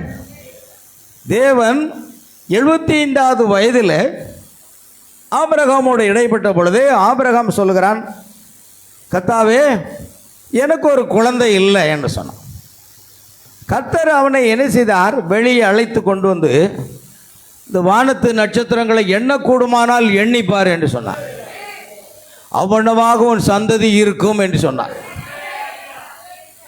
கடற்கரை அண்டை கொண்டு சென்று கடற்கரை மணலை எண்ணக்கூடுமானால் எண்ணிப்பார், அவ்வண்ணமாக உன் சந்ததி இருக்கும் என்று கர்த்தர் வாக்குத்தத்தத்தை கொடுத்தார். அந்த வாக்குத்தத்தத்தை ஆபிரகாம் பெற்றதிலிருந்து அவன் எவ்வளவு சந்தேகப்படாமல், அவிசுவாசப்படாமல் அதிலே நிலைத்திருந்தான். நீங்கள் வார்த்தையில் நிலைத்திருப்பீர்களானால் தேவன் தம்முடைய வாக்குத்தத்தத்தை நிச்சயம் நிறைவேற்றுவார். உங்க வியாதி ஒரு நொடியில் வெளியே போதா இல்லையான்னு பார்ப்போம். ஆமென். பிசாசு கிட்டே வர முடியாது. அல்லேலூயா. ஆகையால் அவர்கள் பயப்படவே இல்லை, விசுவாசத்தில். ஆபிரகாம் தன்னுடைய 100 வயது நெருங்கி கொண்டிருக்கிறது. கவனிங்க, மேலும் தான் 100 வயதும் சாராள் 90 வயதாக இருக்கும் போதும் கூட கர்த்தருக்கு ஸ்தோத்திரம் செய்து கொண்டே இன்னும் அதிகமாக உறுதியாக இருந்தான். அல்லேலூயா. 75 வயதில் கர்த்தர் வாக்குத்தத்தம் பண்ணினாரு. 80 ஆயிட்டு, 85 ஆயிட்டு, 90 ஆயிட்டு. ஒருவேளை பிசாசு பேசி இருக்குமோ? நம்மளை மாதிரி ஆட்கள்னா அதை தான் நினைப்போம். என் தழும்புகளால் குணமானீர்கள் என்று சொன்னது பொய்யா இருக்குமோ? எத்தனை ஆண்டு கோடிக்கணக்கான ஆண்டா இருந்தாலும் தேவனுடைய வார்த்தை மாறவே மாறாது. என்னுடைய தழும்புகளால் குணமானீர்கள் என்று சொன்னார். நீங்க அப்படியே விசுவாசிக்கணும். உங்களுக்கு எப்படி வியாதி வரும்? அப்ப அவருடைய தழும்புகளால் குணமாகிறேங்கிறத நீ விசுவாசிக்கலையா? நேற்று நாங்கள் பேசிக் கொண்டிருந்த போது ஒரு காரியம், அந்த ஒரு குருடன் இருந்தான், ஜான் ரைன். அல்லேலூயா. அவன் கண் பார்வையற்ற ஒருவன். அவன் வழி அருகே உட்கார்ந்து கொண்டு செய்தித்தாளை விற்பனை செய்து கொண்டிருந்தான். ஒரு நாள் அவனை ஜெபிக்கும்படியாக சகோதரன் பிரணாமிடத்தில் கொண்டு வந்தார்கள். அவர் ஜெபித்து விட்டார். கர்த்தர் உனக்கு பார்வை கொடுத்தார். அவன் கர்த்தர் எனக்கு பார்வை கொடுத்தார் என்று சொல்லிக்கொண்டே அவன் நண்பர்களோடு போய்விட்டான். ஆனால் மறுபடியும் அவனுடைய நண்பர்கள் சொன்னார்கள், உனக்கு இன்னும் பார்வை கிடைக்கவில்லையே, நீ பார்வை கொடுத்தார் கர்த்தருக்கு ஸ்தோத்திரம் என்று சொல்லுகிறாயே, ஆகையால் பார்வை மீண்டும் வருவதற்கு இன்னொரு முறை ஜெபம் செய்து வா. அவனை மறுபடியும் அவரிடத்தில் கொண்டு வராங்க, சகோதரன் பிரணாமத்தில். அல்லேலூயா. அவர் மீண்டும் ஜெபிக்கிறார், சகோதரனே கர்த்தர் உனக்கு பார்வை கொடுத்து விட்டார், கர்த்தருக்கு நன்றி சொல்லு என்று சொன்னார். ரெண்டாவது முறை அவருடைய நண்பர்கள் சொல்றதும் கூட கேட்கல, அவன் பெற்றோர்கள் சொல்றதும் கேட்கல, அவன் மனைவி சொன்னதும் கேட்கல, அவர் பிள்ளைகளையும் சொல்ல தீர்க்கதரிசியின் மூலமாக தேவனுடைய வார்த்தை கர்த்தர் உரைக்கிறதாவது, உன் பார்வை உனக்கு கிடைத்து விட்டது, அவருக்கு நன்றி சொல்லி கொண்ட போ என்று சொன்னார். நடந்த சம்பவம் என்ன தெரியுமா? சில நண்பர்கள் உங்களை குழப்பிடுவாங்க, உங்கள் பிள்ளைகள் உங்களை விசுவாசத்தை குழப்புவாங்க, உன் மனைவி குழப்புவான். யார்? யோபினுடைய மனைவி போல நிறைய பேருக்கு மனைவிகள் அப்படித்தான் இருப்பாங்க, குழப்பிடுவாங்க. கணவன் குழப்புவான், பிள்ளைகள் குழப்புவாங்க, சபை விசுவாசிகள் குழப்புவாங்க. நீ எதையும் பார்க்கக்கூடாது, தீர்க்கதரிசி மூலமாக கர்த்தர் உரைக்கிறதாவது அந்த வார்த்தையை அவன் பிடித்து கொண்டால். உங்களை குழப்புறதுக்கு யாருனாலும் வரலாம், கவலைப்படாதீங்க. தேவன் உங்களை எப்படி நடத்துகிறாரோ அப்படி போய்கிட்டே இருங்க. இப்போ நண்பர்கள் வந்து சொல்லுவாங்க, ஒருவேளை இல்லைப்பா இன்னும் உனக்கு பார்வை கிடைக்கலப்பா, தயவுசெய்து தூரப்பாங்க, கர்த்தர் உரைக்கிறதாவது என்ற வார்த்தை தேவனிடத்திலிருந்து வந்து விட்டது, நான் பார்வை இழந்து விட்டேன், கர்த்தருக்கு ஸ்தோத்திரம். நண்பர்கள்லாம் பார்த்தான், இவன் நேற்று வரைக்கும் நல்லா இருந்தான், இப்போ மண்டல் ஆயிட்டான், வாப்பா நம்ம இவங்க கூட எந்த சகவாசம் வைக்க வேண்டாம்னு போயிட்டான். யோபுகளோடு சகவாசம் வைக்காமல் நண்பர்கள் தூட்டிட்டு போன மாதிரி இவனையும் தூட்டிட்டு போயிட்டான். உங்கள் நண்பர்கள் உன்னை கைவிடும் நேரம் வரும், ஒரு சொந்த பந்தம் உன்னை கைவிடும் ஒரு நேரம் வரும், இயேசு மட்டும் உன்னை ஒருபோதும் கைவிட மாட்டார். அல்லேலூயா. நடந்தது என்ன? அவன் செய்தியை தாளை விநியோகித்து கொண்டே சொல்லுகிறான், நான் கர்த்தர் எனக்கு பார்வை கொடுத்தார், கர்த்தருடைய நாமத்துக்கு ஸ்தோத்திரம் ஸ்தோத்திரம் ஸ்தோத்திரம். என்னாச்சாப்பா? நேற்று வரைக்கும் நல்லா இருந்தான், போன வாரம் வரைக்கும் நல்லா இருந்தான், அந்த நட்டு கலந்த கூட்டத்துக்கு அவன் போயிட்டான் போல இருக்கு, அதிலிருந்து தான் இப்படி இருக்கான். இந்த திம்மராஜபுரம் சபைக்கு போனதுலேருந்தே இவனுக்கு நட்டே கலந்து போச்சு. அந்த ஏஜி சபைக்கு போகும்போது என்ன அழகாக இருந்தது பாட்டு கேட்க, இங்கே நட்டு கலந்து போச்சு. அல்லேலூயா, ஆமென். கவலையே படலை, எதை குறித்து அவன் பயப்படலை, எதை குறித்து தன் சிந்தையை யார் சொன்னாலும், நண்பர்கள் சொன்னாலும், பெற்றோர்கள் சொன்னாலும், பிள்ளைகள் சொன்னாலும் அவன் கவலைப்படவே இல்லை. தேவனுடைய வாக்குத்தத்தத்தை நோக்கி பார்த்தான். ஒரு நாள் செய்தித்தாளை விநியோகித்து கொண்டே இருக்கும் பொழுது அவனை சவரம் செய்வதற்காக, முகச்சவரம் செய்வதற்காக அந்த சலூன் கடைக்கு கொண்டு போகிறாங்க. அந்த சலூன் கடையில் அவனை உட்கார வைத்து அவனுக்கு சோப்பெல்லாம் தடவி முடித்து கொண்டு அந்த கடைக்காரன் கேட்குறான், நீ என்னமோ அந்த நட்டு கலந்த கூட்டத்துக்கு போனியாம் இல்லையா, என்னமோ பார்வை கிடைத்து விட்டது, நான் பார்வை அடைந்தேன், கர்த்தருக்கு ஸ்தோத்திரம் என்று சொல்லி கொண்டாரே என்று அவன் பரியாசம் பண்ணுறான். அவன் சோப்பை தடவி கொண்டு இருந்த நேரத்தில், ஆம் கர்த்தர் எனக்கு பார்வை கொடுத்தார், கர்த்தருடைய நாமத்துக்கு ஸ்தோத்திரம் என்று தேவனுடைய வார்த்தையை குறித்து எவன் வெட்கப்படுவானோ அவனை குறித்து நானும் வெட்கப்படுவேன். இந்த காலத்துக்குரிய தீர்க்கதரிசி, இந்த காலத்துக்குரிய ஞானஸ்தானம் இதுதான் அப்படின்னு உங்க சொந்த பந்தத்துக்கு சொல்லுவது கூட நீங்க பயப்படுறீங்கன்னா, ஆமென், தேவன் உன்னை பயன்படுத்தவே முடியாது. அவன் தேவனுடைய வார்த்தை குறித்து அவன் என்ன செய்யல, கொஞ்சம் கூட அவன் பயப்படல, தைரியமா சொல்றான், கர்த்தர் எனக்கு பார்வை கொடுத்தார், கர்த்தருடைய நாமத்துக்கு ஸ்தோத்திரம். சொன்ன மாத்திரத்திலே அவனுடைய கண்கள் திறக்கப்பட்டு விட்டது. தேவன் சில காலம் நமக்கு வைக்கிறார், நம்முடைய விசுவாசத்தில் சரியான உறுதிப்பாடு இருக்கிறதா என்பதை அவர் பார்த்து கொண்டே வருவார். அந்த நேரம் வரும்பொழுது அவன் பார்வையடைந்தான். நீ எனக்கு செய்யும் பண்ணாலும் சரி பண்ணட்டாலும் சரி இறங்கி தெருவழியே ஓடுறான். சோப்பு நுர அங்கே அப்படியே அவன் தாடி முழுவதும் இருக்குது. சேவிங் பண்ணுறதுக்கு அந்த சலூன் கடைக்காரன் கையில் கத்தியை வச்சிருக்கான். இவன் எழுந்து கர்த்தர் எனக்கு பார்வை கொடுத்தார், கர்த்தருக்கு ஸ்தோத்திரம் ஸ்தோத்திரம்னு சொல்லிக்கிட்டு போயிட்டு இருக்கான். கர்த்தரை குறித்து அவன் வெட்கப்படல. இப்படி சோப்பு முறையோடு தெருவில் உடனே நம்மளை மெண்டல்னு சொல்லுவானே, கவலைப்படல. தேவனை குறித்து நீங்க எது வரைக்கும் நிச்சயம் இல்லாமல் இருக்கிறீர்களோ அது வரைக்கும் தேவன் உன்னை பயன்படுத்தவே முடியாது. என்னை குறித்தும் என் வார்த்தைகளை குறித்தும் எவன் வெட்கப்படுவானோ அவனை குறித்து நானும் வெட்கப்படுவேன் என்று இயேசு சொன்னான்.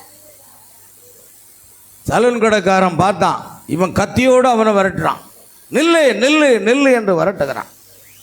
பிரியமான தேவ பிள்ளைகளை, விசுவாசம் ஒரு நாளும் வீணா போகாது. தேவன் ஒரு வார்த்தை கொடுத்தா அதை நிறைவேற்ற அவர் கடமைப்பட்டிருக்கிறார். God keeps his word. தேவன் தம்முடைய வார்த்தையை காத்துக் கொள்ளுகிறார். அல்லேலூயா.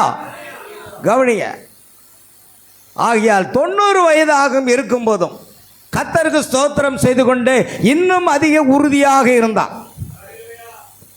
ஓ, நீங்கள் இந்த பகல் வேளையில் ஒருவேளை ஜெபித்து மறுநாள் காலையில் சுகம் பெறவிட்டால் நீங்கள் சென்று கொண்டே என்ன சொல்வீர்கள்?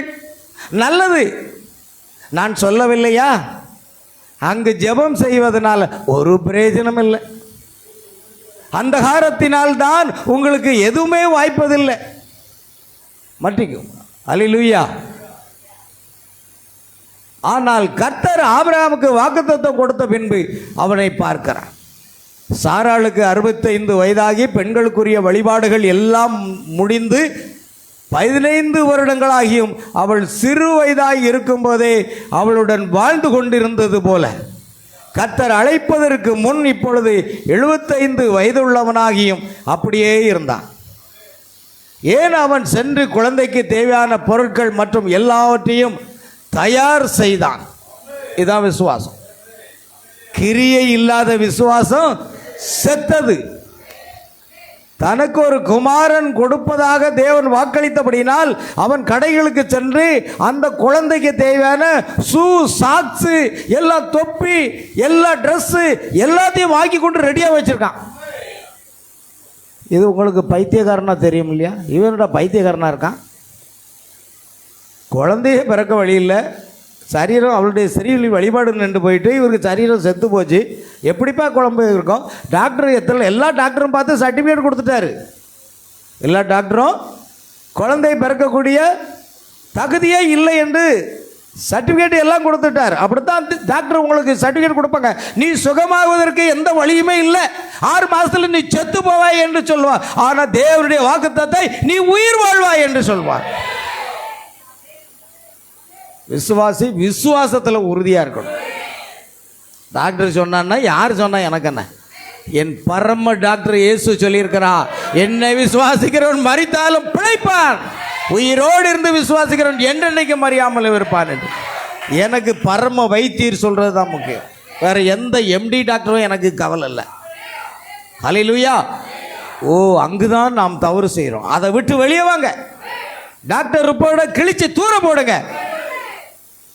அந்த பரம வைத்தியர் என்ன சொல்றாருன்னு பாருங்க.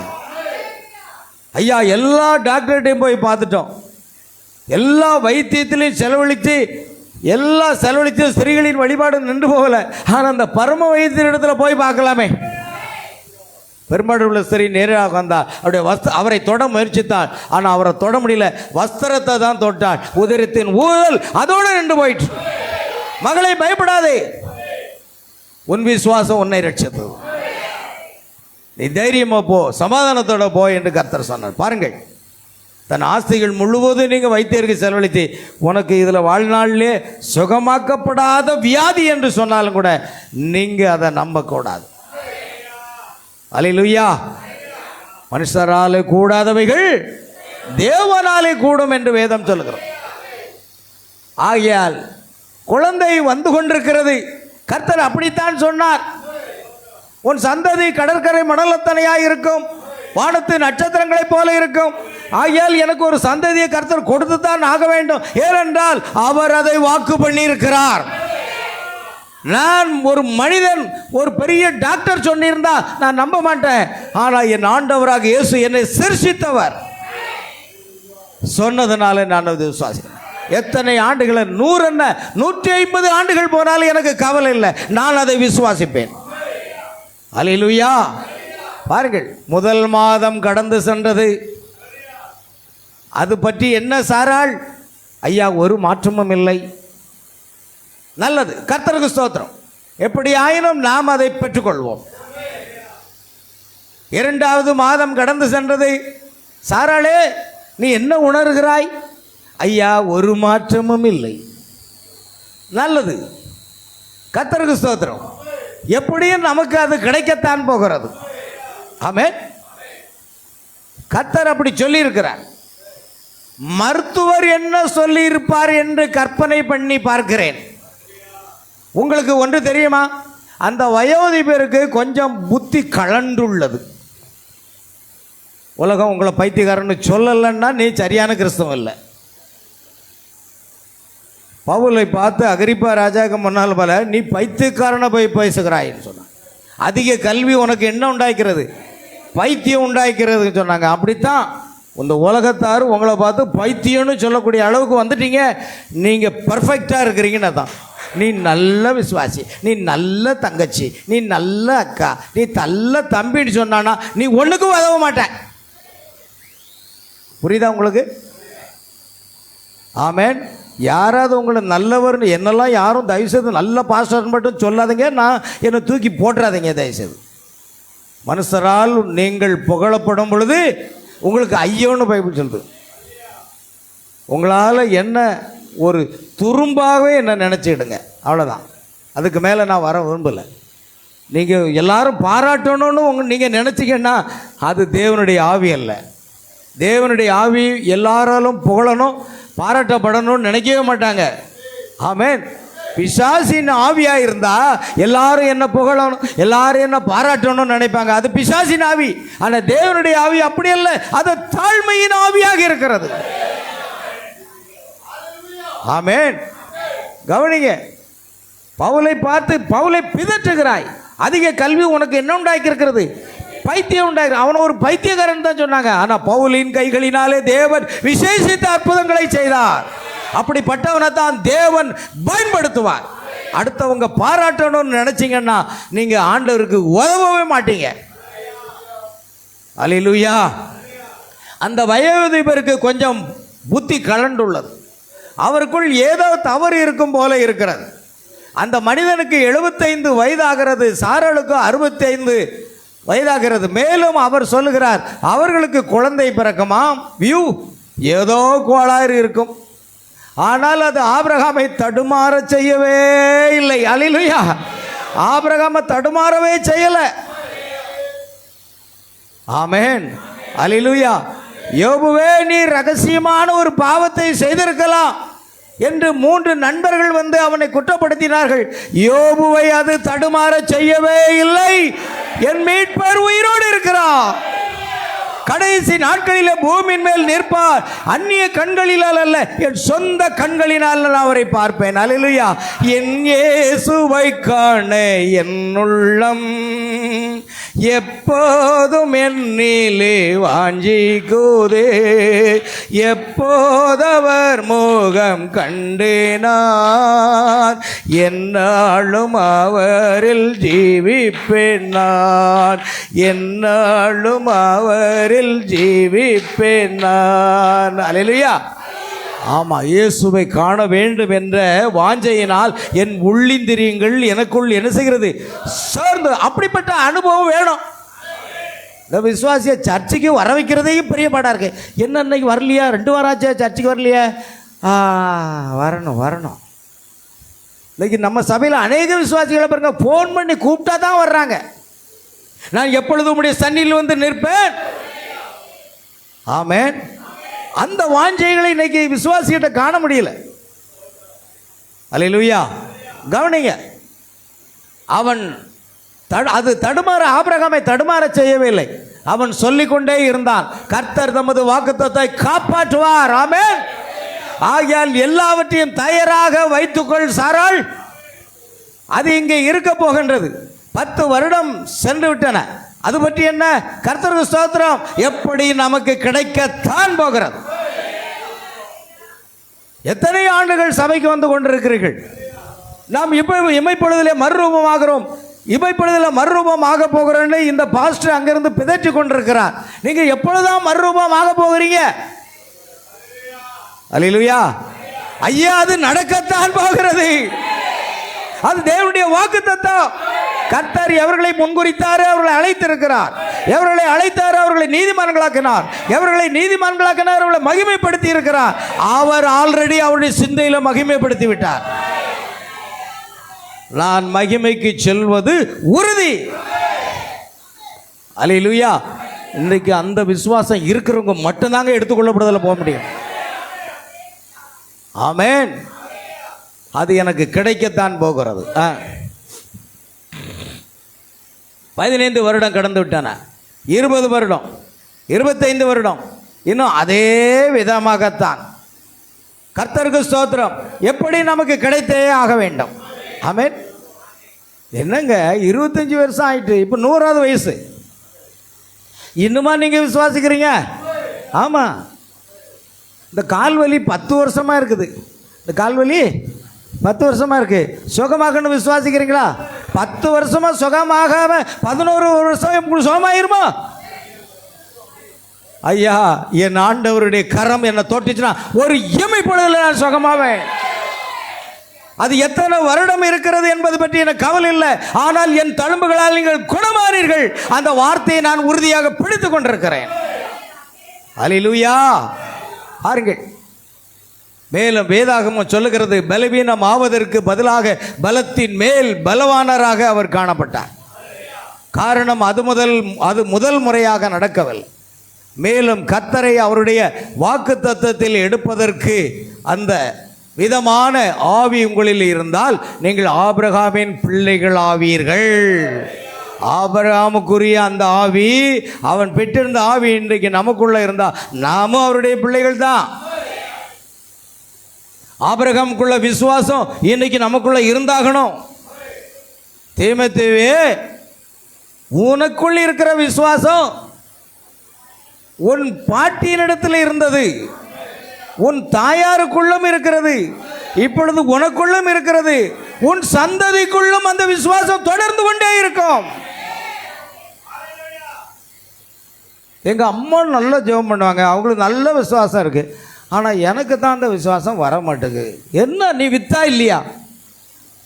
ஆபிரகாமுடைய வித்தா இருந்தா ஆபிரகாமுடைய விசுவாசம் இன்றைக்கு நமக்குள்ள இருந்து தான் ஆகணும். ஆனால் நீங்கள் மறுபடியும் இருந்திருக்க வேண்டும்.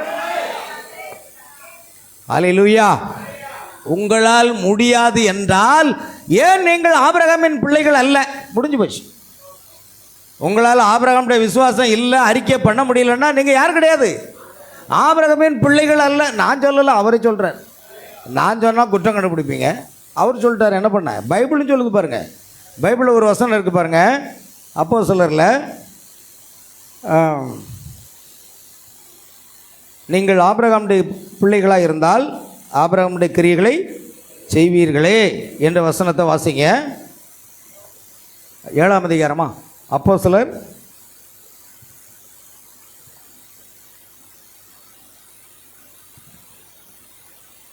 வாசிங்க சீக்கிரமா. எடுத்துட்டீங்களா இல்லையா? யோவான் சுவிசேஷம் நினைக்கிறேன். யோவான் சுவிசேஷம் 8ஆம் அதிகாரம். வாசிங்க 37ஆம் வசனம். யோவான் 8:37. நீங்கள் ஆபிரகாமின் சந்ததியார் என்று அறிவேன், ஆனாலும் உங்களுக்குள்ளே என் உபதேசம் இடம்பெறாதபடியால் என்னாச்சு? என்னை கொலை செய்ய தேடுகிறீர்கள். நான் என் பிதாவினிடத்தில் கண்டதை சொல்லுகிறேன், நீங்களும் உங்கள் பிதாவினிடத்தில் கண்டதை செய்கிறீர்கள் என்றார். அதற்கு அவர்கள், ஆபிரகாமே எங்கள் பிதா என்றார்கள். பாத்தீங்களா? ஆபிரகாம் தான் எங்கள் பிதா. இயேசு அவர்களை நோக்கி, நீங்கள் ஆபிரகாமின் பிள்ளைகளாய் இருந்தால், நீங்கள் ஆபிரகாமின் பிள்ளைகளாய் இருந்தால் ஆபிரகாமின் கிரியைகளை செய்வீர்களே. ஆபிரகாமின் கிரியைகளை செய்வீர்களே. நீங்க ஆபிரகாமுடைய பிள்ளைகளாக இருந்தால் ஆபிரகாமுடைய கிரியைகள் உங்களுக்குள்ள இருக்கும். பார்த்தீங்களா எவ்வளோ அருமையாக இருக்குது பாருங்க. ஆபிரகாமுடைய பிள்ளைகளாக இருந்தால் ஆபிரகாமுடைய கிரியைகளை செய்வீங்க. இயேசு கிறிஸ்துடைய மனவாட்டியாக இருந்தால் இயேசு கிறிஸ்துடைய கிரியைகளை நீங்கள் செய்வீர்கள். இயேசு சொன்னார், என்னை விசுவாசிக்கிறவன் நான் செய்கிற கிரியைகளை தானும் செய்வான், என்னை காட்டிலும் அதிகமான கிரியைகளை செய்வான். மனவாட்டியே, எலியா செய்த அதிசயங்கள் அற்புதங்களை விட எலிசா அதிகமான அற்புதங்களை செய்தான். காரணம், எலியா கிறிஸ்துக்கு அடையாளமானவன், எலிசா மனவாட்டிக்கு அடையாளமானவன். இன்னைக்கு மனவாட்டிக்கு மத்தியில் அந்த அசைவு உண்டாகணும். விசுவாசிக்கிறவர்கள் நடக்கும் அடையாளங்கள் என் நாமத்தில் என்ன செய்வீங்க? பிசாசுகளை துரத்துவீர்கள். அல்லேலூயா. உங்கள் வாழ்க்கையில் இதுவரைக்கும் பிசாசையே துரத்தலையா? உங்களுக்குள்ள தேவனுடைய வல்லமே இல்லை. ஆமென். அல்லேலூயா. வியாதிஸ்தர் மேலே கைகளை வைப்பீர்கள், அப்பொழுது அவர்கள் சொஸ்தமாவார்கள் என்று சொல்லியிருக்கிறார். இப்போ வியாதிஸ்தர் மேலே கை வச்சாச்சுன்னா அது சுகமாகணும், வளரணும். சின்ன சின்ன காரியத்துக்கு மூஞ்சியை தூக்கிட்டு முகரக்கட்டையை தூக்கிட்டு இப்படியே நம்ம வந்து அவிசுவாசத்தில் வாழ்ந்துக்கிட்டு இருந்தால் தேவன் நம்ம பயன்படுத்த முடியாது, நமக்கு அவரை போன்ற விசுவாசமும் வராது. நீங்கள் ஆபிரகாமுடைய பிள்ளைகளாக இருந்தால் ஆபிரகாமுடைய கிரியைகளை செய்வீரே. நீங்கள் இயேசு கிறிஸ்துடைய மனவாட்டியாக இருந்தால் அவர் செய்த கிரியைகளை நீங்களும் செய்வீர்கள். கவனிங்க, கேட்கணும். ஆண்டவரை நான் மனவாட்டின்னு சும்மா வாயினால சொல்லிகிட்டு இருக்கேன். அந்த ஜனங்கள் அப்படி தான் சொன்னாங்க, நாங்கள் ஆபிரகாமுடைய பிள்ளைகள், நாங்கள் ஆபிரகாமுடைய பிள்ளைகள். அதே மாதிரி இன்றைக்கி நிறைய பேர் என்ன சொன்னாங்க, நான் மனவாட்டி, நான் மனவாட்டி, நான் மனவாட்டி சொல்லிக்கிட்டே இரு. ஒரு நாள் மனவாட்டி ஆக போகிறதில்ல. எப்பொழுதும் மனவாட்டி ஆகிறா இயேசு செய்த கிரியைகளை நீ செய்யும் போது, அப்போதான் நீ மனவாட்டி. அதுக்கு முன்னால் சும்மா மனவாட்டி மனவாட்டின்னு வாயினால சொல்கிறது அந்த ஜம்பு பேச்சு அவசியமே இல்லை. அல்லேலூயா. கவனிங்க, கர்த்தருக்கு ஸ்தோத்திரம் உண்டாகட்டும். ஆகையால் உங்களால் முடியாது என்றால் நீங்கள் ஆபிரகாமுடைய பிள்ளைகள் அல்ல. காரணம், நமக்குள் அந்த விசுவாசம் உள்ள ஆபிரகாமின் விசுவாசம்தான் நமக்குள் இருக்கிறது. ஆபிரகாமுடைய வம்சத்தில் வந்த அந்த சந்ததியாக இயேசு கிறிஸ்து, அவர் மூலமாக ஆவிக்குரிய சந்ததியாக இருக்கும் பொழுது அந்த ஆபிரகாமுடைய விசுவாசம் தொடர்ந்து நமக்குள் வந்து விடுகிறது. அல்லேலூயா. ஒருவேளை நீங்கள் நினைக்கிங்க, நான் பாஸ்டர்கிட்ட எத்தனையோ தடவை ஜெபம் பண்ணி பார்த்தேன், எனக்கு சுகமே ஆகலை. பாஸ்டர்கிட்ட முன்னால் மாதிரி வல்லமெல்லாம் கிடையாது. அவர் முதல்ல ஒரு காலத்தில் இருந்தது, இப்போ அதெல்லாம் போயிடுச்சு. அப்படியா? உங்ககிட்ட விசுவாசம் எப்படி இருக்குது? பாஸ்டர்கிட்ட வல்லம் இல்லைங்க, உங்ககிட்ட விசுவாசம் எங்கே இருக்குது? எந்த அளவில் இருக்குது? இதை காத்து பார்த்தீங்கன்னா ஒரு காலத்தில் இருந்தது, இப்போ இல்லை. அதான் நீ சுகமாக இருக்கு காரணம், வேறு ஒன்றும் கிடையாது. ஏன்னா விசுவாசிக்கிறவனுக்கு எல்லாம் கூடும். நீ விசுவாசித்தால் தேவனுடைய மகிமை காண்பாய். அந்த வார்த்தை உங்களுக்கு தானே. எதுக்கு எடுத்தாலும் பாஸ்டர் குறை சொல்லிட்டு இருக்கக்கூடாது. உங்கள் விசுவாசம் சொல்கிறார். ஜெப வரிசைக்கு நீங்கள் ஒரு பரிபூர்ண விசுவாசம் இருந்தால் ஜெப வரிசைக்கே வர வேண்டாங்கிறார். இயேசு கிறிஸ்துவை நோக்கி பார்த்து, இயேசுவே உம்முடைய தழும்புகளால் நான் சுகமானேன்.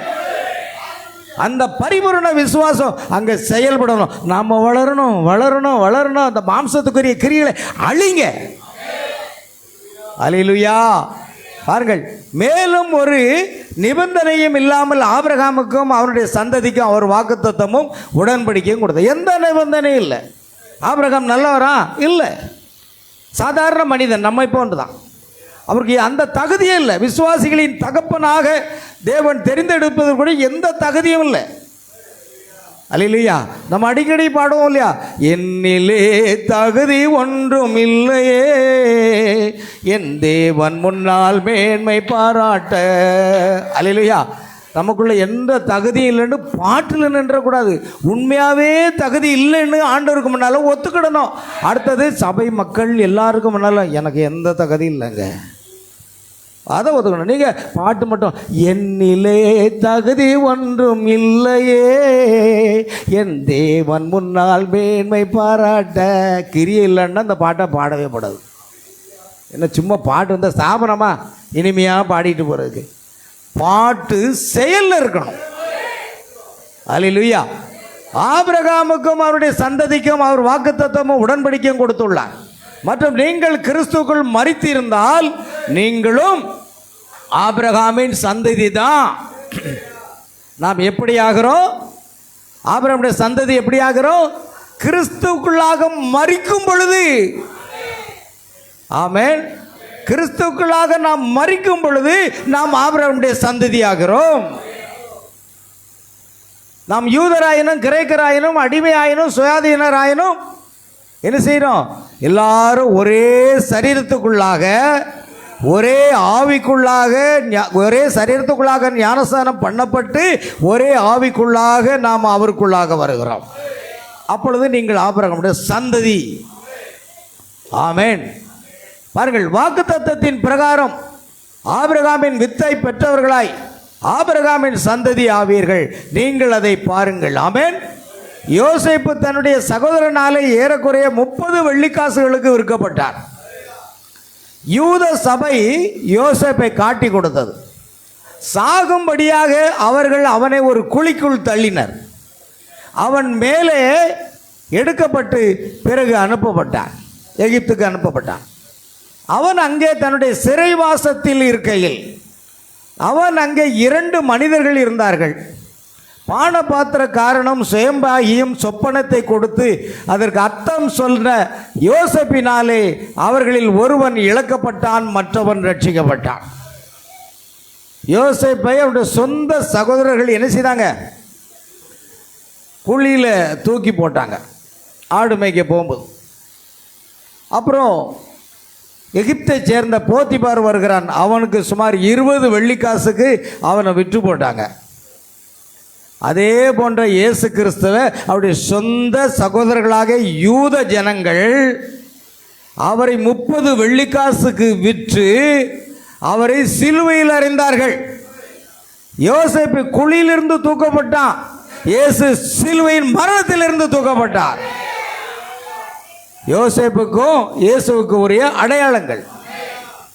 அதில் அவன் சொப்பனத்தை காண்பவனா இருந்தால ஒருவர் பாருங்க, என் வாழ்க்கையே அவ்வளோதான். யோசேப்பே, நீ வேற ஒரு தேசத்தில் போய் மாட்டிக்கிட்ட, நீ அந்நிய தேசத்தில் மாட்டிக்கிட்ட, இனி காலம் பூரா அடிமை தான்.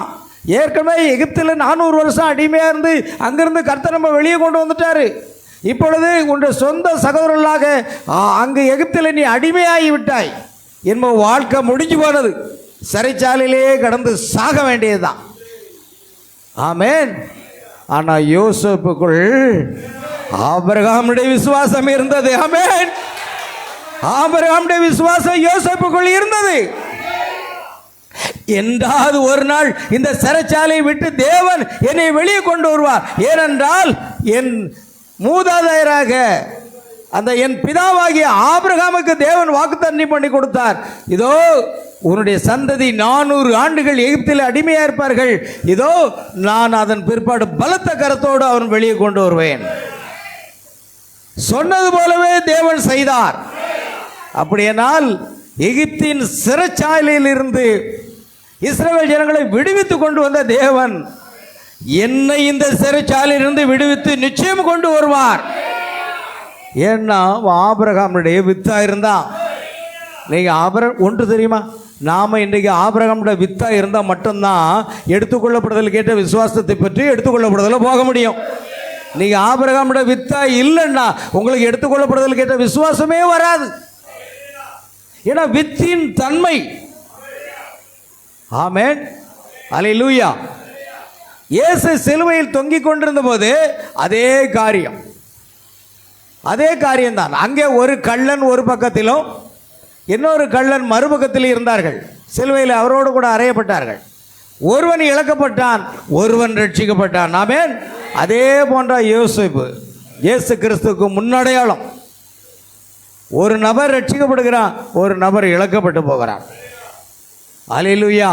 அதன் பிறகு அவன் பார்வோனுக்கு முன்பாக அழைத்து வரப்பட்டு சொப்பனத்துக்கு அர்த்தம் சொல்லி அவன் பார்வோனுக்கு முக்கியஸ்தனாக ஆக்கப்பட்டான். ஆமென். கவனிங்க, இந்த பானபாத்திரக்காரனும் இவனும் வரும்பொழுது, சுயம்பாகியம் வரும்பொழுது, ஒருவன் மறுபடியும் தன்னுடைய உத்தியோகத்தில் ராஜாவுக்கு உதவியாக இருக்கிறான். யாரு? பானபாத்திரக்காரனா சுயம்பாகியா? சரி, கொஞ்சம் பைபிள் படிச்சிருக்கீங்கன்னு நினைக்கிறேன். அல்லேலூயா. மறுபடியும் அவன் ஏதோ ஒரு தவறு செய்து விட்டான் என்று சிறைச்சாலையில் போட்டாங்க. ஆனால் மறுபடியும் அவன் உயர்த்தப்பட்டான். ஆமென். அதுதான் ஒரு கள்ளன் ரட்சிக்கப்பட்டான். அடுத்ததாக கவனிக்க பிரியமானவர்களே, ஒரு முறை ராஜா ஒரு சொப்பனத்தை பார்த்தான்.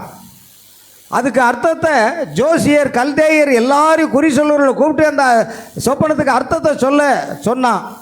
யாருமே சொல்லலை. அப்பொழுதுதான் இந்த பானபாத்திரக்காரன் பார்க்குறான். ஆமென்.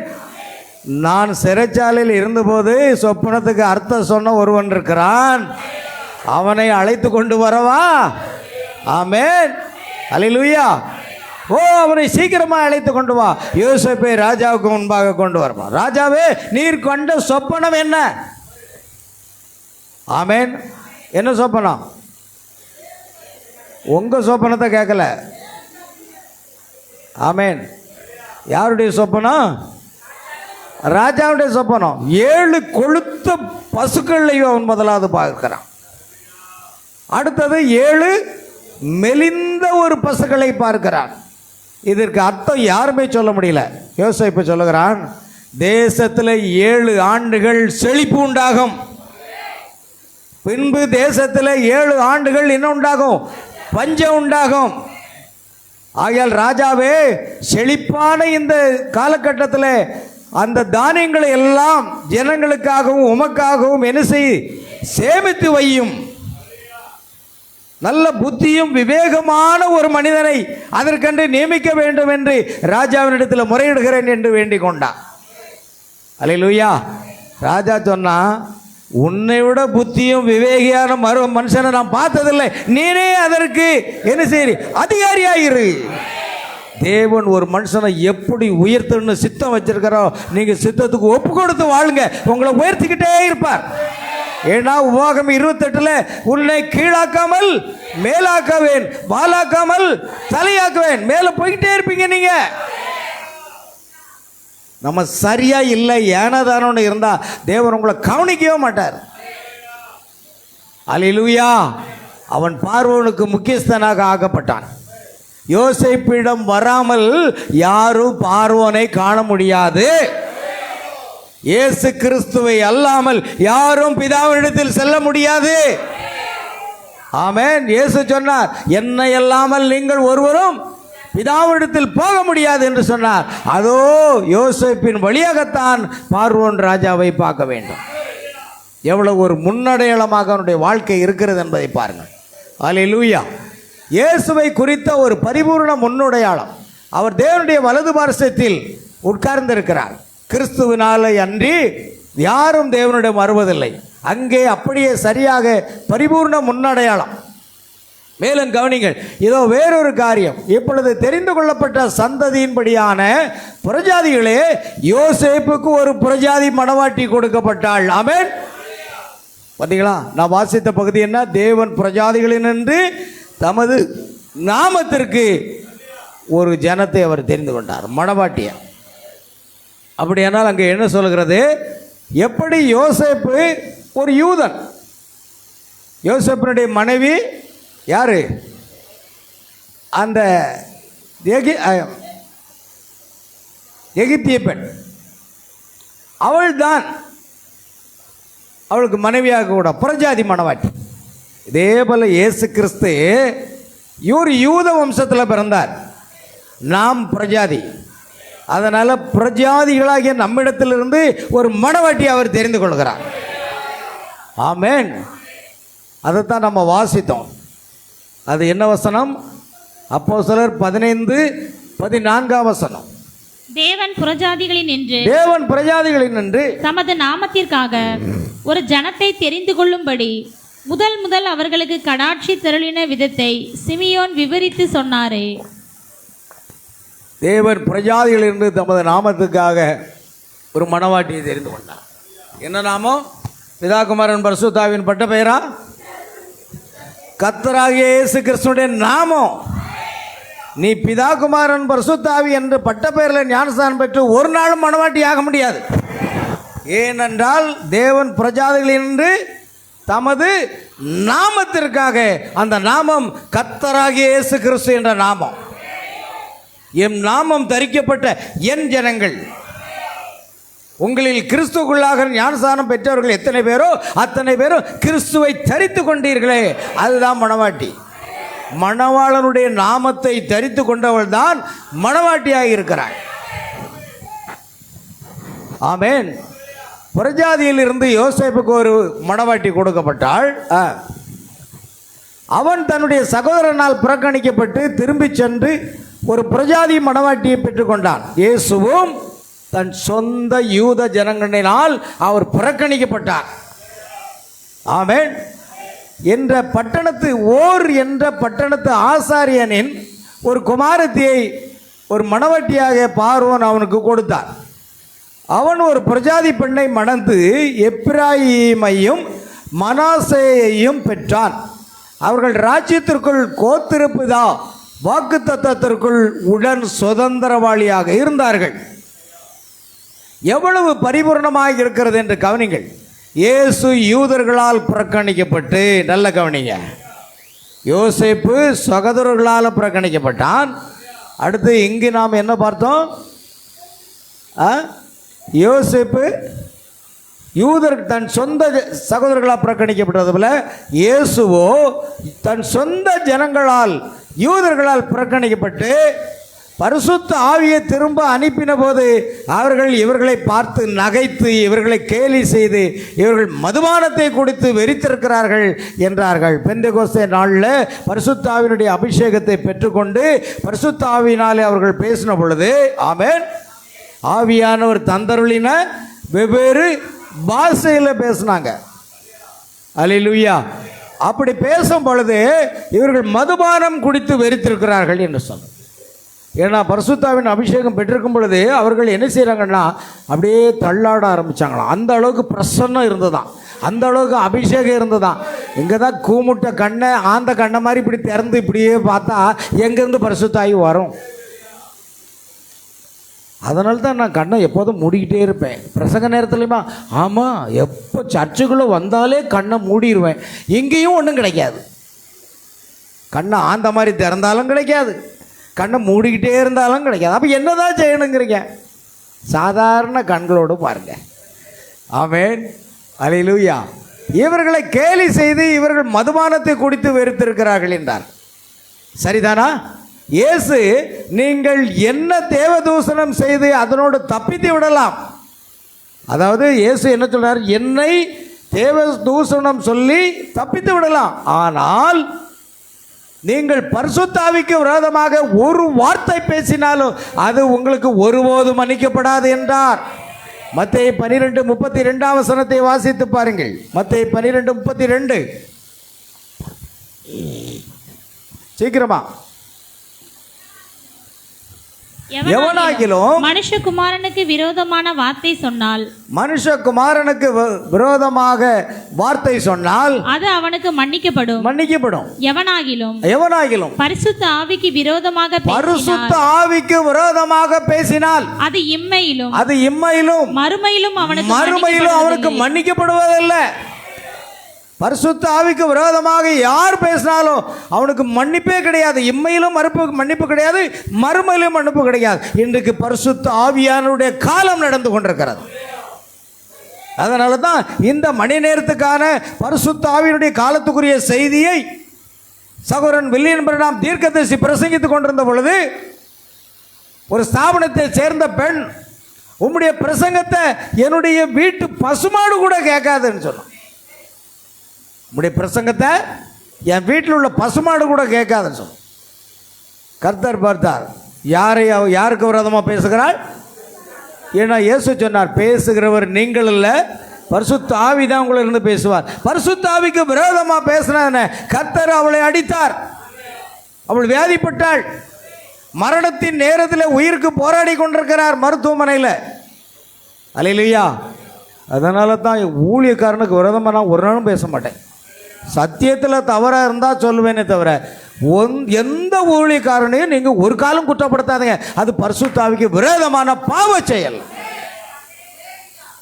ஒவ்வொரு ஊழியக்காரர்களும் தேவனுடைய கரத்தில் இருக்கிறார்கள். எந்த ஒரு ஊழியக்காரனும் குற்றப்படுத்தாதீங்க. அது யாரை குற்றப்படுத்துறது சமம்? பரிசுத்த ஆவியானவரை குற்றப்படுத்துகிற சமம். அதனால் அவள் வியாதிப்பட்டாள். மரண தருவாயில் கடைசியில் மரணத்தின் விளிம்பை நெருங்கினான். சகோதரன் பிரணாம் எனக்காக வந்து ஜெபிக்க மாட்டாரா? ஆமென். அவருக்கு அழைப்பு விடுகிறது. சகோதரன் பிரணாமே, அந்த மகளுக்காக ஜெபிக்கும்படி உமக்கு அவர் அழைப்பு கொடுத்துருக்கார். கடைசியாக அவளுக்காக நீங்கள் ஜெபிக்க அவள் விரும்புகிறாள். இதோ அவர் உயிர் போகக்கூடிய கட்டத்தில் இருக்கிறார். நீர் செல்வீரா? அப்பொழுது என்ன செய்திருக்கலாம்? என்ன பேசினாவா?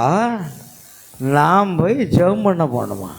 வரமாட்டேன்னு சொல்லு அப்படி சொன்னார். நாம் அப்படி சொன்னோம். அவள் பேசின பேச்சு என்ன? விசுவாசிங்கிறதே சில பேர் மறந்து போகிறாங்க. யாராவது ஏதாவது சொன்னால் அதை மனசில் வச்சுக்கிட்டு அது குட்டி போட்டு. ஆமென்.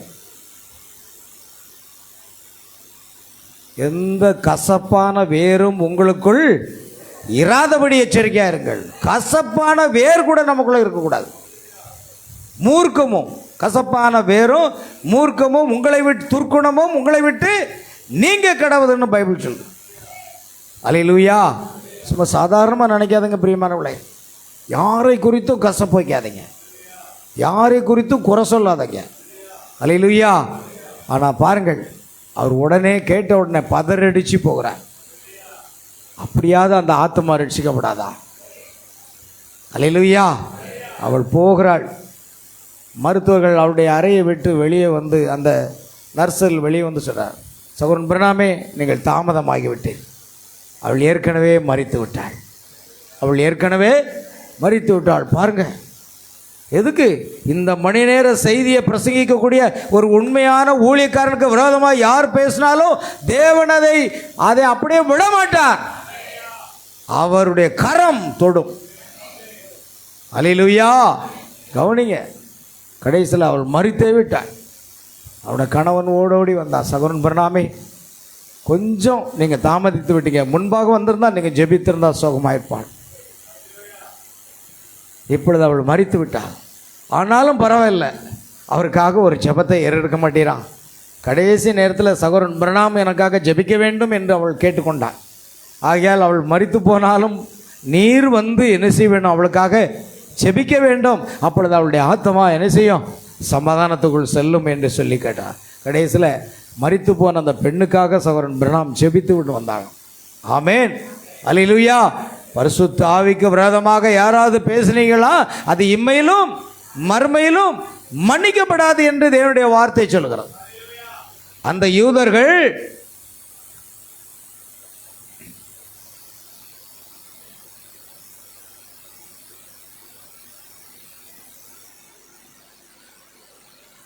எங்கே போச்சு? மெதுவாக கொண்டு போகணும். அந்த யூதர்கள் அங்கே வந்து, நல்லது, இவர்கள் மதுபானத்தினால் நிறைந்திருக்கிறார்கள் என்று கூறி அவர்களை பரியாசம் பண்ணினார்கள். இன்னைக்கு உலகம் சாப்பிடும் உங்களை பரியாசம் பண்ணும். என்னம்மா ஏசி நாமாமா, ஏசி நாமாமா பரியாசம் பண்ணோம். நீ கவலைப்படாத. அவர்களை பரியாசம் பண்ணினார்கள். அப்போதில் இருந்து 30 வருடங்களை காட்டிலும் அதிகமான வருடம் ஆகவில்லை, அல்லது அதற்கும் அதிகமான வருடங்கள் ஆகியிருக்கவில்லை. அது கிபி 70ஆம் ஆண்டில் தேவனுடைய வார்த்தையின்படி தீத்து மதில்களை முற்றுகையிட்டு அவர்கள் ஒருவர் மற்றவரின் பிள்ளைகளை புசித்தனர். அவர்கள் இவர்களை கொன்று குவித்து அந்த ஆலயத்தை சுட்டரித்து போட்டனர். பிரஜாதிகளின் நாட்கள் முடியும் மட்டுமாக அது ஒருபோதும் எழும்பவில்லை. அங்கே அந்த பழைய இடிபாடுகளும் அழுகையின் சுவரும் உள்ளது. அங்கே அவர்கள் உலகம் முழுவதும் சிதறடிக்கப்பட்டார்கள். அல்லேலூயா. பாருங்க, எதுக்காக? பரிசுத்த ஆவிக்கு விரோதமாக பேசினதுனால அந்த அந்நியருடைய கையில், அந்த ரோமர்களுடைய கையில் இஸ்ரவேல் ஜனங்களை தேவன் அனுமதிச்சிட்டார், ஒப்பு கொடுத்துட்டாரு. நம்மையும் சாத்தானுடைய கையில் கர்த்தர் ஒப்பு கொடுப்பார். கவனமா இருங்க. சும்மா விளையாட்டா நினைக்க கூடாது. ஆமென். பரிசுத்த ஆவிக்கு விரோதமாக இவர்கள் மதுபானம் குடித்திருக்கிறார்கள், இவர்கள் வெறித்திருக்கிறார்கள் என்று அவர்கள் பரியாசம் பண்ணார்கள். கர்த்தர் பார்த்தார்.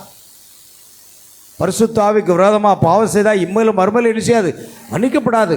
உடனடியே கர்த்தர் நினைத்தார், ரோமருடைய கையில் ஒப்பு கொடுத்தார். அந்த ரோம தளபதியாக தீத்துராயன் எருசலேமை முற்றுகையிட்டு அதன் ஆலயத்தை இடித்து போட்டு அந்த ஜனங்களை வெட்டி கொலை செய்தான். ஜனங்கள் தப்பித்தோம் பிழைத்தோம் என்று உலகம் முழுவதும் சிதறிட்டு போனார்கள். 1948ஆம் ஆண்டு தான் மறுபடி இஸ்ரேல் ஒரு தேசம் ஆயிற்று. நான் உங்களுக்கு போன வாரமே சொன்னேன், இஸ்ரேலும் அமெரிக்காவும் ஈரானை எதிர்த்து நேற்று இரவெல்லாம் சண்டை நடந்திருக்கிறது. ஆமேன். ஈரான் பல நாடுகளை சூறையாடி கொண்டிருக்கிறது. அது அணுகுண்டு வைத்திருக்கிறது. அதை தூக்கி போட்டாச்சுன்னா எவ்வளவு சேதம் வரும்னு சொல்ல முடியும். ஏன்னா யுத்தங்களின் செய்தியும் கேள்விப்படுகிறார்கள். கடைசி நேரத்தில் வாழ்ந்துக்கிட்டு இருக்கோம். நீங்கள் ஏன்னா தேனன்னு சர்ச்சுக்கே வர்றதை விட்டுட்டீங்கன்னா உங்கள் நிலைமை என்னன்னு கொஞ்சம் யோசித்து பாருங்க. ஒரு ஆவிக்குரிய ஜீவியம் செய்ய வேண்டிய நேரத்தில் நாம் வாழ்ந்து கொண்டிருக்கிறோம். பயங்கரமான யுத்தம் நேற்றெல்லாம் நடந்து கொண்டிருக்கிறது. 2-3 நாட்களாக இந்த யுத்தம் பாருங்கள். அங்கு அழுகையின் சுவர் இருக்கிறது. அங்கே அவர்கள் உலகம் முழுவதும் சிதறடிக்கப்பட்டார்கள். ஏனென்றால் அவர்கள் அவ்வாறு செய்வார்கள் என்று தேவன் அவர்களிடம் கூறினார். அவர்கள் வந்து அதை செய்தனர். அது சரியே. பரிசுத்த ஆவியை புறக்கணிப்பதால் கிடைக்கும் சாபத்தை குறித்து எண்ணி பார்க்கும்போது இப்பொழுது பரிசுத்த ஆவியானவர் ஊற்றப்பட்டிருக்கிறார். அவர்களோ அதை புறக்கணித்தனர். ஆமென், அல்லேலூயா. இந்த கடைசி நாட்களிலே மணவாட்டியின் மீது ஒரு பின்மாறி ஆவியை தேவன் ஊற்றியிருக்கிறார். பரிகசிக்கும் ஜனமே உனக்கு ஐயோ. அல்லேலூயா.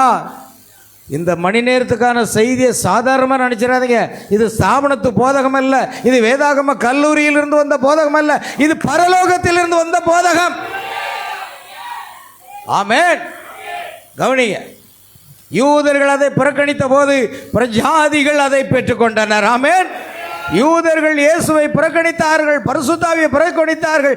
ஆனால் தேவன் பிரஜாதிகளிடத்தில் வந்தார். பிரஜாதிகளாகிய நாம் அந்த பரிசுத்தாவியை பெற்றுக்கொள்ளும்படி கிருபை செய்தார். ஹல்லேலூயா. அது மணவாட்டிக்கு ஒரு முன்னடையாளமாக இருந்தது.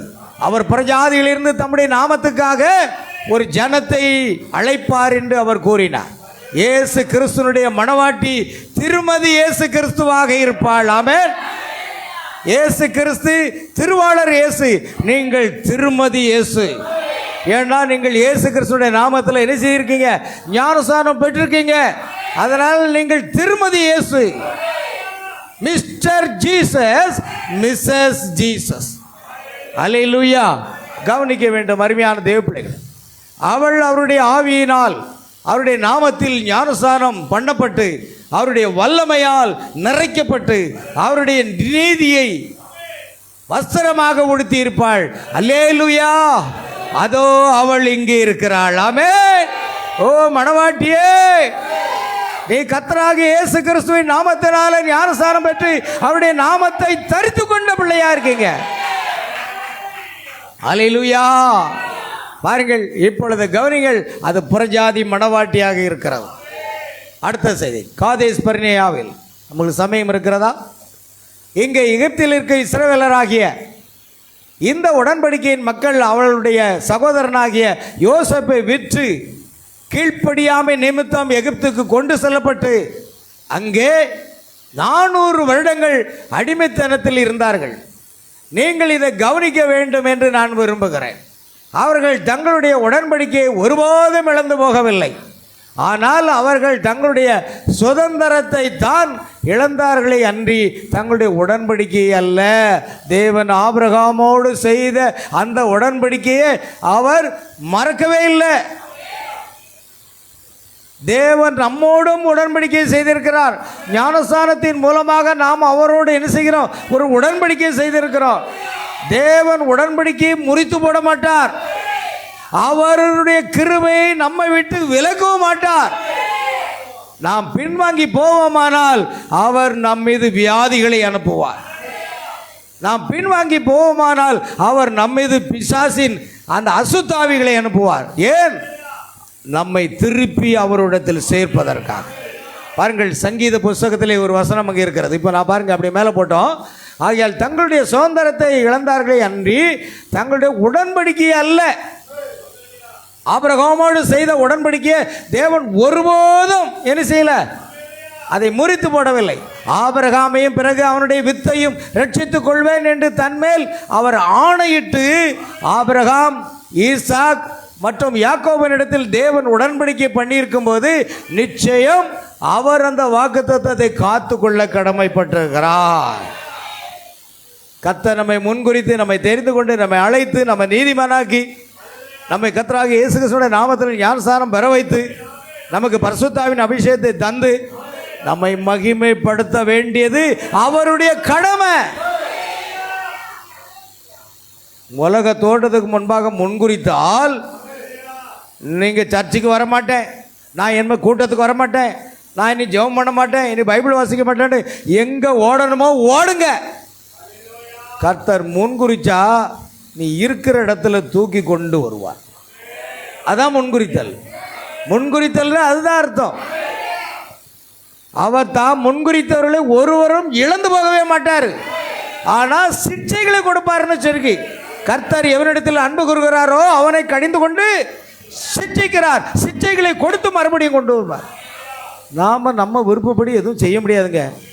அவருடைய தீர்மானத்தின்படி நாம் அழைக்கப்பட்டவர்களாய், அவருடைய தீர்மானத்தின்படி தான் நாம் அழைக்கப்பட்டிருக்கோம். அல்லேலூயா. கவனிங்க, தேவன் அந்த உடன்படிக்கை பண்ணியிருக்கும்போது நிச்சயம் அவர் அந்த வாக்குத்தத்தத்தை காத்துக்கொள்ள கடமைப்பட்டிருக்கிறார். தேவன் தம்முடைய வித்தை உயிரோடு காக்கிற தேவனாக இருக்கிறார்.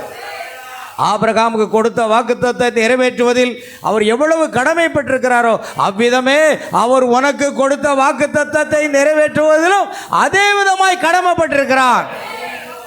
நீங்கள் ஆபிரகாமுடைய வித்தாய் இருக்கும் பட்சத்தில் அவ்விதமாய் நடக்கும். நீங்கள் எப்படி ஆபிரகாம் வித்தாய் ஆகிறீர்கள்? ஆமென்.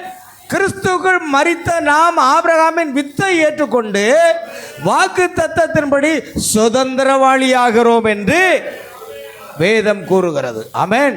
அப்படியானால் ஆபிரகாமுக்கு எவ்வளவாய் அவர் கடமைப்பட்டிருக்கிறாரோ அதே விதமாக உனக்கும் அவர் கடமைப்பட்டிருக்கிறார்.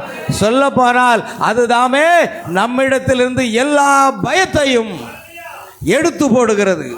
நீங்கள் ஒன்றுக்கும் பயப்படாதவர்களாய், ஒன்றுக்கும் கவலைப்படாதவர்களாய் இருந்து உங்களுக்கு அவர் என்ன கூறியிருக்கிறாரோ அதன் மேல் முற்றிலும் இளைப்பாறினவர்களாய் இருக்க வேண்டும் என்று தேவன் விரும்புகிறார். அல்லேலூயா. நாம் எல்லோரும் கடைசி காலம் தொனிக்கும் ஒரு நிமிஷத்தில், ஒரு இமைப்பொழுதில் நாம் மர்வமாகி ஆகத்தில் இயேசுவை சந்திக்க போகிறோம் என்ற உறுதிப்பாட்டிலே நாம் வாழ வேண்டும். எந்த சூழ்நிலையும் அதை விட்டு பின்வாங்கி போய்விடக்கூடாது. இன்றைக்கு நாம் ஜீவிக்கிற இந்த மணிவேளைக்கு எதிராக சவால் விடுகிற ஒரு மனிதன் நமக்கு அவசியமாக இருக்கிறது. அது சரிதான். முரண்பாடானதும் மற்றும் அதுபோன்ற ஒவ்வொரு காரியங்களும் மார்க்கம் என்ற பெயரில் மற்றும் ரட்சிப்பு, சுவிசேஷம், இன்னும் அதுபோன்ற காரியங்கள் பெயரில் உள்ளே நுழைகின்ற இந்நாளில் நம் மத்தியிலிருந்து யாராவது ஒருவர் அந்த நாளில் அப்பொழுது நிலவின் சவாலை சந்திக்கும்படிக்கு தேவன் மோசே எழுப்பினது போல எழுப்ப வேண்டும். அல்லேலூயா. அதுதான் இந்த கடைசி நாட்களிலே ஸ்தாபனங்களுக்கு சவால் விடக்கூடிய ஒரு தேவ மனிதனாகிய சகோதரன் வில்லியன் மரியன் பிரணாமை தேவன் தீர்க்கதரிசியாக எழுப்பினார். ஸ்தாபனங்களுக்கு அவர் சவால் விட்டார். ஆமென். எலியா அந்த எசபேலுடைய மார்க்கத்துக்கு, அவளுடைய தீர்க்கதரிசிகளுக்கு சவால் விடுகிறதை நாம் பார்க்கிறோம். இன்றைக்கு சவால் விடுகிற ஒரு நபர் தேவை. சும்மா செய்தியை கேட்டுட்டு அமைதியாக இருக்கிறதில்ல. இதுதான் சத்தியம், இதுதான் ஞானஸ்தானம், இதுதான் தீர்க்கதரிசி, இந்த செய்தி தான் உன்னை எடுத்துக்கொள்ளப்படுவதில் கொண்டு போகும் என்று சவால் விடக்கூடியவர்களாக விசுவாசிகள் மாற வேண்டும். ஆமென். ஆம். அவர்கள் தங்களுடைய சுதந்திரத்தை இழந்தார்களே அன்றி தங்களுடைய உடன்படிக்கையை இழக்கவில்லை. பாருங்க, சங்கீதத்தில் நான் குறித்து வைத்திருக்கிறேன். சங்கீதம் 89 28 முதல் சீக்கிரம் வேகமாக வாசிப்போம், நான் முடிக்க போகிறோம். என் கிருபையை என்றென்றைக்கும் அவனுக்காக காப்பேன், என் உடன்படிக்கையை அவனுக்காக உறுதிப்படுத்தப்படும். பாருங்க, என் கிருபை என்றென்றைக்கும் உங்களுக்காக அவனுக்காக காப்பேன், என் உடன்படிக்கை என் உடன்படிக்கை அவனுக்காக உறுதிப்படுத்தப்படும். அவ்விதமாக உறுதிப்படுத்தப்படும். அவன் சந்ததி என்றென்றைக்கும் நிலைத்திருக்கவும். பாருங்க, அவனுடைய சந்ததி என்றென்றைக்கும் நிலைத்திருக்கவும். அவன் ராஜாசனம் வானங்கள் உள்ள மட்டும் நிலை நிற்கவும் செய்வேன். வானங்கள் உள்ள மட்டும் நிலை நிற்கவும் செய்வேன். அவன் பிள்ளைகள் என் நியாயங்களின்படி நடவாமல் என் வேதத்தை விட்டு விலகி என் கட்டளைகளை கை கொள்ளாமல் என் நியமங்களை மீறி நடந்தால் அவர்கள் மீறுதலை மிலாற்றினாலும் அவர்கள் அக்கிரமத்தை வாதைகளினாலும் தண்டிப்பேன். நல்ல கவனிங்க, அவர் ஒரு வாக்குத்தத்தம் கொடுத்துட்டார். ஆனா என் பிள்ளைகள் நியாயங்களின்படி நடாமல் வேதத்தை விட்டு விலகி என் கட்டளைகளை கை கொள்ளாமல் என் நியமங்களை மீறி நடந்தால் அவர்கள் மீறுதலை நான் என்ன செய்வேன்? மிலாற்றினால் அடிப்பேன். எங்க போறீங்க? நான் கேட்கேன். இயேசுவை விட்டு எங்கேயாவது போய் ஓடி ஒளிஞ்சிடலான்னு பார்க்குறீங்களா? மிலாற்றினால் அடிப்பேன். அவர்கள் அக்கிரமத்தை வாதைகளினால் நான் தண்டிப்பேன். ஆனால் உடன்படிக்கையை நான் முறித்து போட மாட்டேன். கிருபையை உன்னை விட்டு என்ன செய்ய மாட்டேன்? விலக்க மாட்டேன். ஆனால் நான் தண்டிப்பேன். நான் மிலாறுகளினால் அழிப்பேன். நான் வாதைகளினால் தண்டிப்பேன். வியாதியினால் உன்னை தண்டிப்பேன். பிசாசினால் உன்னை தண்டிப்பேன். ஆனால் என் கிருபை உன்னை விட்டு விலக மாட்டேன். ஆமென். அல்லேலூயா. கவனிங்க. ஆனாலும் என் கிருபையை அவனை விட்டு விலக்க. ஆமென். நல்ல கவனிங்க. நம்ம என்னதான் பின்வாங்கி போனாலும் தேவன் நம்மளை தண்டிப்பார், நம்மளை அடிப்பார். மிலாற்றினால நோயை வரவழ அனுமதிப்பார், பிசாசை அனுமதிப்பார். ஆனால் என் கிருபையை அவனை விட்டு விலகாமலும். ஆமென்.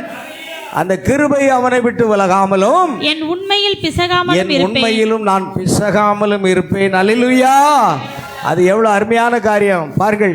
என் உடன்படிக்கையை மீறாமலும் என் உதடுகள் விளம்பினதை மாற்றாமலும் இருப்பேன். நான் மாற்றவே மாட்டேன். ஆனா நீ பின்வாங்கி போனா உன்னை தண்டிப்பேன். பாத்தீங்களா? முன்குறிக்கப்பட்ட ஆத்மா எங்கேயும் போக முடியாது. அல்லேலூயா. நல்ல கவனிங்க. அடுத்தது, ஆகையால் அவர்கள் அடிமைகளானார்கள், ஆகிலும் அவர்களது உடன்படிக்கை நிலைத்திருந்தது. அங்கே ஒரு நாளில் எகிப்தின் ஆளோட்டிகள் கீழாக அவர்கள் வலியினால் முனகி கொண்டும் அழுது கொண்டும் இருந்தார்கள். காரணம் அவர்களுக்கு கீழாக அடிமையாகி இருந்தார்கள்.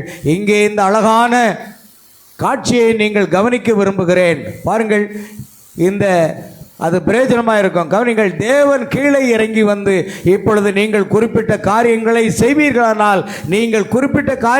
செய்வீர்களானால் என்று கூறவில்லை. ஆனால் தேவனுடைய கிருபை மோசே என்ற இரட்சகரை அனுப்பினது. ஆமென். இஸ்ரவேல் ஜனங்கள் எகிப்திலே கூக்குரலிட்டார்கள், கண்ணீர் விட்டார்கள், அழுதார்கள், வேதனை தாங்க முடியல. தேவனை நோக்கி கூக்குரலிட்டபோது கர்த்தர் என்ன செய்கிறார்? நான் சொல்றபடி நீங்க இதை செய்யுங்க, நீங்க அதை செய்யுங்க சொல்லல. நிபந்தனையற்ற விதத்தில் தேவன் ஆபிரகாமை அழைத்தார் என்றால் அவருடைய சந்ததிக்கும் தேவன் அதையே செய்வார். அல்லேலூயா. உடனடியாக தேவன் ஒரு தீர்க்கதரிசியை, ஒரு இரட்சகனை அனுப்பினார். அல்லேலூயா. வேறு எந்த நிபந்தனையின் கீழாகவும் மோசே அனுப்பப்படவில்லை. ஆனால் தன்னுடைய ஏகாதிபத்திய கிருபையினால் தேவன் மோசேயை அருளினார். அது ஒரு இரட்சகரை மட்டும் அருளாமல் எந்த ஒரு பிரமாணமும் இன்றி, எந்த ஒரு நிபந்தனையும் இன்றி கிருபை ஒரு விடுவிக்கிறவரையும் அவர்களுக்கு அருளினது. அந்த ஜனங்களை விடுவிக்க தேவன் இஸ்ரவேல் ஜனங்களுக்கு ஒரு தலைவனாக, ஒரு மீட்பனாக அனுப்பினார். தேவனுடைய அது வெறுமனே தேவனுடைய கிருபையே அன்றி வேறு ஒன்றும் இல்லை. அல்லேலூயா. அவர்களை அவர் வெளியே கொண்டு வரும்படிக்கு அவர் மோசேயை தேசத்துக்காக விடுவிக்கிறவராகவும் இரட்சகராகவும் இருக்கும்படிக்கு கீழே அனுப்பினார். அதை நான் நினைக்கும் போது எகிப்தில் உடன்படிக்கை மக்களோடு இருந்த அதே தேவன் நிச்சயமாக இன்று நம் மத்தியிலே அதே போன்ற ஒரு காரியம் இருக்கிறது. அல்லேலூயா. கவனிங்கள் பிரியமானவர்களே. ஆகையால் தன்னுடைய சொந்த கிருபையினாலே வேறு ஒருவருடையதல்ல, அவர் ஒரு விடுவிக்கிறவரை அவர் அனுப்பினார். ஆமென், அல்லேலூயா. எனக்கு அருமையா தேவ பிள்ளைகளே, இந்த சபையில் உட்கார்ந்திருப்பது எவ்வளவு நிச்சயமோ அவ்வளவு நிச்சயமாக இந்த கடைசி நாட்களில் பரிசுத்த ஆவியினுடைய பொழிதலை நாம் பெற்றுக்கொள்வோம். அவருடைய எந்த பிரயாசத்தின் அடிப்படையிலும் மேலும் தேவன் செயல்படாமல் இந்த உடன்படிக்கை மக்களோடு இடைப்பட்டார். எப்படினெல்லாம் அவர் தம்முடைய உடன்படிக்கையின் மக்களுக்கு பரலோகத்திலிருந்து இலவசமாக ஒரு கிருபையின் செய்கையை தன்னுடைய வாக்குத்தத்தின் ராஜாதிபத்திய அதிகாரத்தின் அடிப்படையில் மேல் அனுப்பினார். அவர் மோசேயை அனுப்புகிறார். ஆமென். ஓ, இன்றைக்கு பாவம் செய்கிற எவனும் பாவத்திற்கு அடிமையாக இருக்கிறான். அந்த பாவத்திலிருந்து நம்மை விடுவித்து நம்மை பரலோகத்துக்கு கொண்டு செல்வதற்காக அந்த ராஜாதி ராஜாவாகிய இயேசு கிறிஸ்துவை தேவன் நமக்கு அனுப்பினார். ஆமென். பாருங்கள் எவ்வளவு அருமையாக இருக்கிறது பாருங்கள். ஆகவே முடிஞ்சிட்டப்பா இருக்கா? சரி. எனவே மக்கள் அடிமைத்தனத்துக்குள் சென்று பாவம், வியாதி, தொல்லை மற்றும் இன்னும் அநேகமான காரியத்தின் நுகத்தில், அதாவது அதே விதமான நெருக்கடியில் இன்றைக்கு இருக்கும்போது முதல் தடவை அவர் மோசே அனுப்புனது போல இரண்டாவது முறை அவ்வளவு நிச்சயமாக அவர் இயேசு கிறிஸ்துவை அனுப்புகிறார்.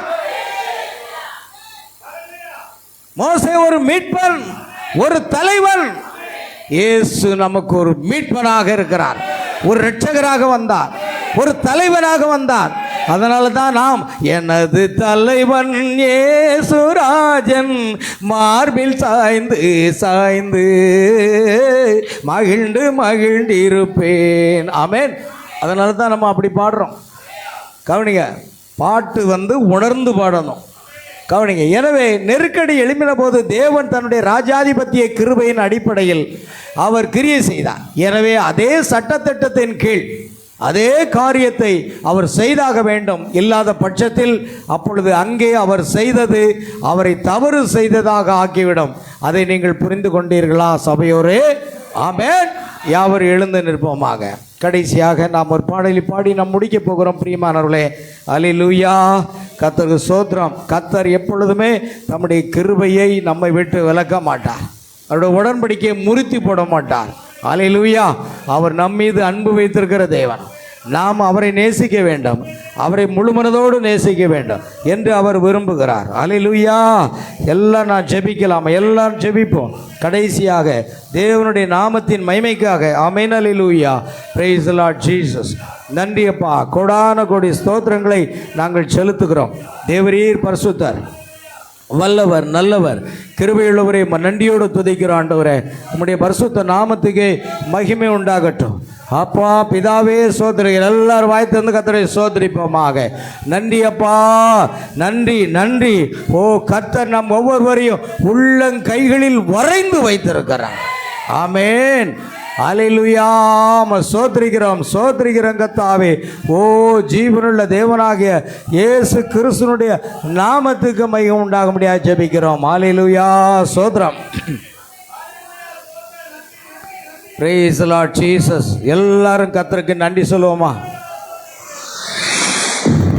என்னை நீர் அறிந்தவர், என்னுள்ளம் புரிந்தவர்,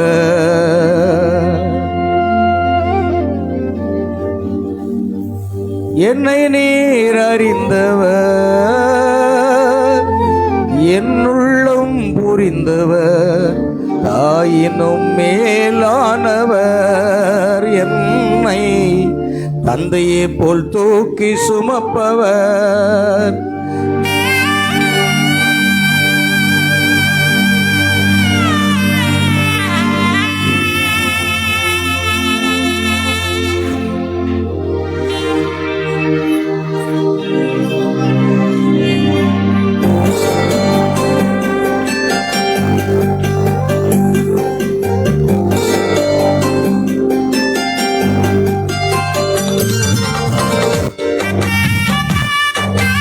கரங்களை தட்டி பாடுவோம். எல்லாரும் கரங்களை தட்டி.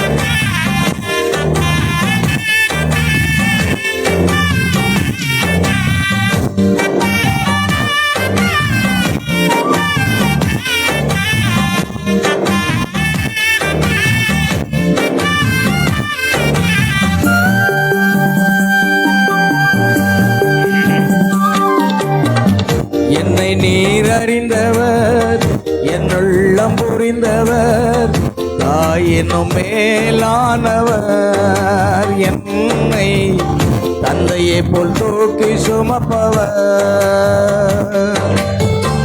என்னை நீர் அறிந்தவர் என்னுள்ளம் புரிந்தவர் தாயினும் மேலானவர் என்னை தந்தையை போல் தூக்கி சுமப்பவர் தாயினும் மேலானவர் என்னை தந்தையை போல் தூக்கி சுமப்பவர்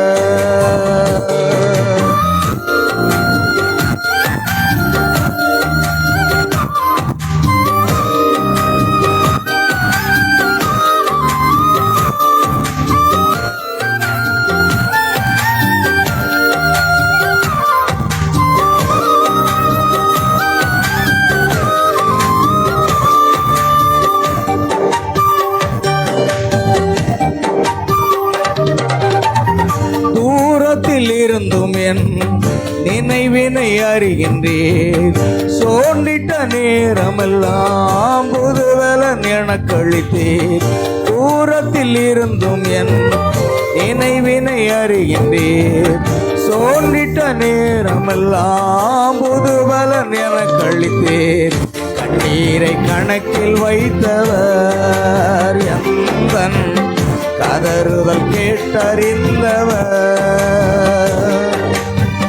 கண்ணீரை கணக்கில் வைத்தவர் எந்தன் கதறுதல் கேட்டறிந்தவர் என்னை நீர் அறிந்தவர் என்னுள்ளம் புரிந்தவர் தாயினும் மேலானவர் என்னை தந்தையை போல் தூக்கி சுமப்பவர் தாயினும் மேலானவர் என்னை தந்தையை போல் தூக்கி சுமப்பவர் தாயினும் மேலானவர் என்னை தந்தையை போல் தூக்கி சுமப்பவர்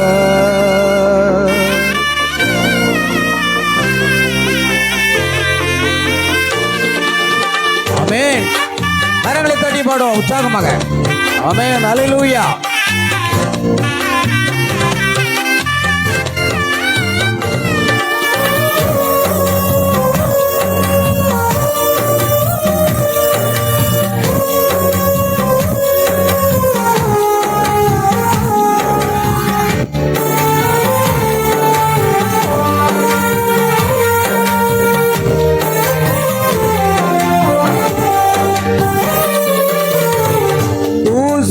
சாம்பலுமாய் குப்பையில் கிடந்த என்னை ஆயிரமாய் மாறும் அபிஷேகம் மீந்தளித்தேன் தூசியும் சாம்பலுமாய் குப்பையில் கிடந்த என்னை ஆயிரமாய் மாறும் அபிஷேகம் மீந்தளித்தேன் நன்மைகளை எண்ணி பாடுவேன் என்றும் நல்லவரை உம்மை போற்றுவேன் நன்மைகளை எண்ணி பாடுவேன் என்றும் நல்லவரை உம்மை போற்றுவேன் என்னை நீர் அறிந்தவர் என்னுள்ளம் புரிந்தவர் தாயினும் மேலானவர் என்னை தந்தையை போல் தூக்கி சுமப்பவர் என்னை நீர் அறிந்தவர் என்னுள்ளம் புரிந்தவர் தாயினும் மேலானவர் என்னை தந்தையை போல் தூக்கி சுமப்பவர்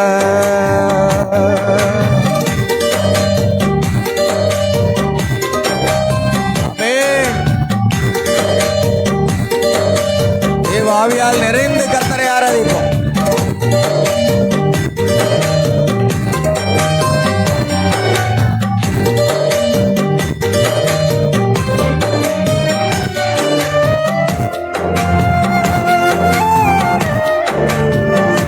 அவர் நம்மை உள்ளங்கைகளிலே மறைந்து வைத்தார். கோழி தன் குஞ்சுகளை சேர்ப்பது போல நம்மை கூட்டி சேர்க்கிறார்.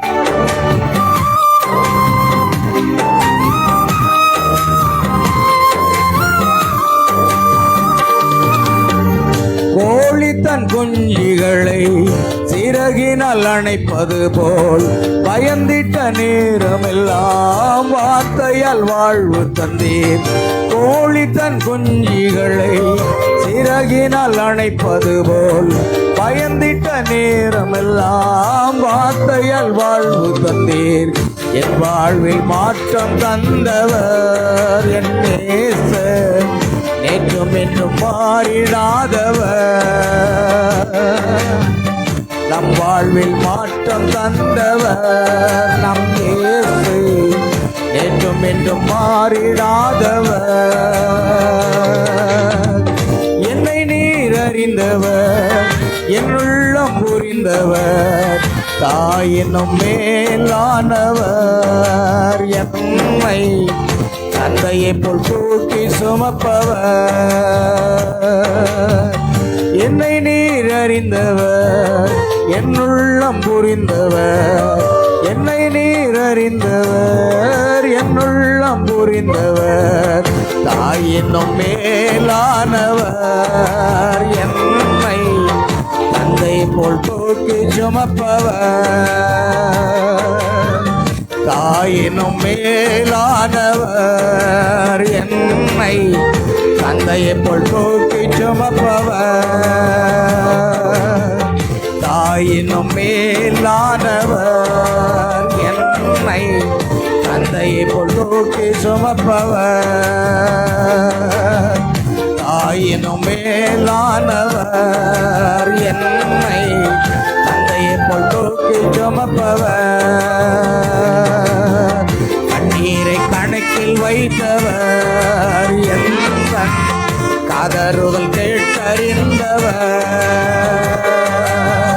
உம்மை எண்ணி பாடுவேன் என்றும், நல்லவரை உம்மை போற்றுவேன். என் வாழ்வில் மாற்றம் தந்தவர் என் இயேசு, நேற்றும் என்றும் மாறிடாதவர். என் நாளில் மாற்றம் தருபவர் என் இயேசு, நேற்றும் என்றும் மாறிடாதவர். ஹல்லேலூயா. நம்ம எல்லாரும் கர்த்தருடைய சமூகத்தில் கரங்களை தட்டி கர்த்தரை மகிமைப்படுத்துமா? ஓசையுள்ள கைத்தாளங்களோடு, பேரோசையுள்ள கைத்தாளங்களோடு கர்த்தரை துதியுங்கள் என்று வார்த்தையின்படியே நாம் ஒவ்வொருவரும் கரங்களை தட்டி கர்த்தரை மகிமைப்படுத்துவோமாக. நன்றி ராஜா, நன்றி ஆண்டவரே, நன்றியோடு துதிக்கிறோம். கர்த்தாவே, உம்முடைய கிருபையினாலே எங்களை முன்குறித்தவரே, கோடான கோடி ஸ்தோத்திரங்களை செலுத்துகிறோம். ஆம் கர்த்தாவே, உம்முடைய தெய்வீக வல்லமை, உம்முடைய தெய்வீக அபிஷேகம் எங்களை நிரப்பும்படியாக ஜெபிக்கிறேன். பரிசுத்த ஆவியானவரே, எங்கள் மத்தியிலே அசைவாடுவீராக. என்னை பலப்படுத்துகிற கிறிஸ்துவினாலே எல்லாவற்றையும் செய்ய எனக்கு பலன் உண்டு. ஹல்லேலூயா, ஹல்லேலூயா, ஹல்லேலூயா. என்னை பலப்படுத்துகிற கிறிஸ்து, என்னை பலப்படுத்துகிற கிறிஸ்து, என்னை பலப்படுத்துகிற கிறிஸ்துவினாலே எல்லாவற்றையும் செய்ய எனக்கு பலன் உண்டு, எல்லாவற்றையும் செய்ய பலன் உண்டு. கர்த்தாவே, நீர் எங்களை முன்குறித்தீர், எங்களை தெரிந்து கொண்டீர், எங்களை அழைத்தீர், எங்களை நீதிமான்களாக்கினீர், எங்களை மகிமைப்படுத்தி இருக்கிறீர் உம்முடைய சிந்தையிலே. ஆமென் ஆண்டவரே. ஒரு நாள் நிச்சயமாக நாங்கள் மகிமையின் ராஜாவை ஆலயத்தில் சந்திப்பதற்கு எங்களை முற்றிலும் தகுதிப்படுத்தும் ஆண்டவரே. நாங்கள் இந்த உலகத்தில் வாழ்கிற காலம் வரைக்கும் உமக்காக ஊழி செய்கிற பிள்ளைகளாக, உமக்காக பயன்படுத்தப்படும் கருவிகளாக எங்களை எடுத்து பயன்படுத்துவீராகப்பா. உம்முடைய நாமம் மகிமைப்படட்டும். கர்த்தாவே, இந்த ஆராதனை ஆசீர்வதித்து தந்ததுக்காக ஸ்தோத்திரம். பாடின பாடல்கள், ஜெபங்கள், தேவ செய்தி அனைத்தையும் ஆசீர்வதித்து தந்தீரே ஸ்தோத்திரம். இந்த ஆராதனையில் கலந்து கொண்ட ஒவ்வொரு சகோதர சகோதரிகள், பிள்ளைகள், குழந்தைகள் அனைவரையும் கர்த்தராக இயேசு கிறிஸ்து ஆசீர்வதிக்க வேண்டுமா ஜெபிக்கிறேன். ஆண்டவரே, இந்த சிறு பாத்திரங்களை நீர் எடுத்து பயன்படுத்தும்படியாக எங்கள் ஆவி, ஆத்மா, சரீரங்களை உம்முடைய பாதத்தில் சமர்ப்பிக்கிறோம். நீர் எடுத்து பயன்படுத்துங்க. உம்முடைய நாமம் மட்டும் மகிமைப்படட்டும். இந்த செய்தியானது உலகம் முழுவதும் செல்லக்கூடிய உம்முடைய பிள்ளைகளுக்கு பிரயோஜனமாக, ஆசீர்வாதமாக இருக்க கிருபை செய்ய வேண்டுமா ஜெபிக்கிறோம். ஆம் கர்த்தாவே, தேவன் தம்முடைய வித்தை உயிரோடு காக்கிறார் என்பதை நாங்கள் பார்க்கிறோம். அவனமாக எங்களை இம்மட்டும் காத்த தேவன் இனியும் காத்து வழிநடத்த வேண்டுமா ஜெபிக்கிறோம். சகல துதி கன மகிமை யாவற்றையும் உமக்கு செலுத்துகிறோம். கர்த்தராகிய இயேசு கிறிஸ்துவின் நாமத்தில் கேட்கிறோம் பிதாவே, ஆமென். என் ஆத்மாவே கர்த்தரை ஸ்தோத்திரி. என் ஆத்மாவே கர்த்தரை ஸ்தோத்திரி. கர்த்தர் செய்த சகல உபகாரங்களையும் மறவாதே. நம்முடைய கர்த்தராகிய இயேசு கிறிஸ்துவின் கிருபையும் தேவனுடைய அன்பும் பரிசுத்த ஆவியுடைய ஐக்கியமும் சந்தோஷமும் சமாதானமும் சுகமும் பலமும் ஆசீர்வாதங்களும் நம் அனைவரோடும் நம் குடும்பத்தார் அனைவரோடும் சகல பரிசுத்தவான்கள் அனைவரோடும் இன்றும் என்றும் சதா காலமும் நிலைத்திருப்பதாக. அல்லேலூயா. Praise the Lord. கர்த்தராகிய இயேசு கிறிஸ்து உங்கள் ஒவ்வொருவரையும் ஆசீர்வதிப்பாராக. God bless you. God bless you.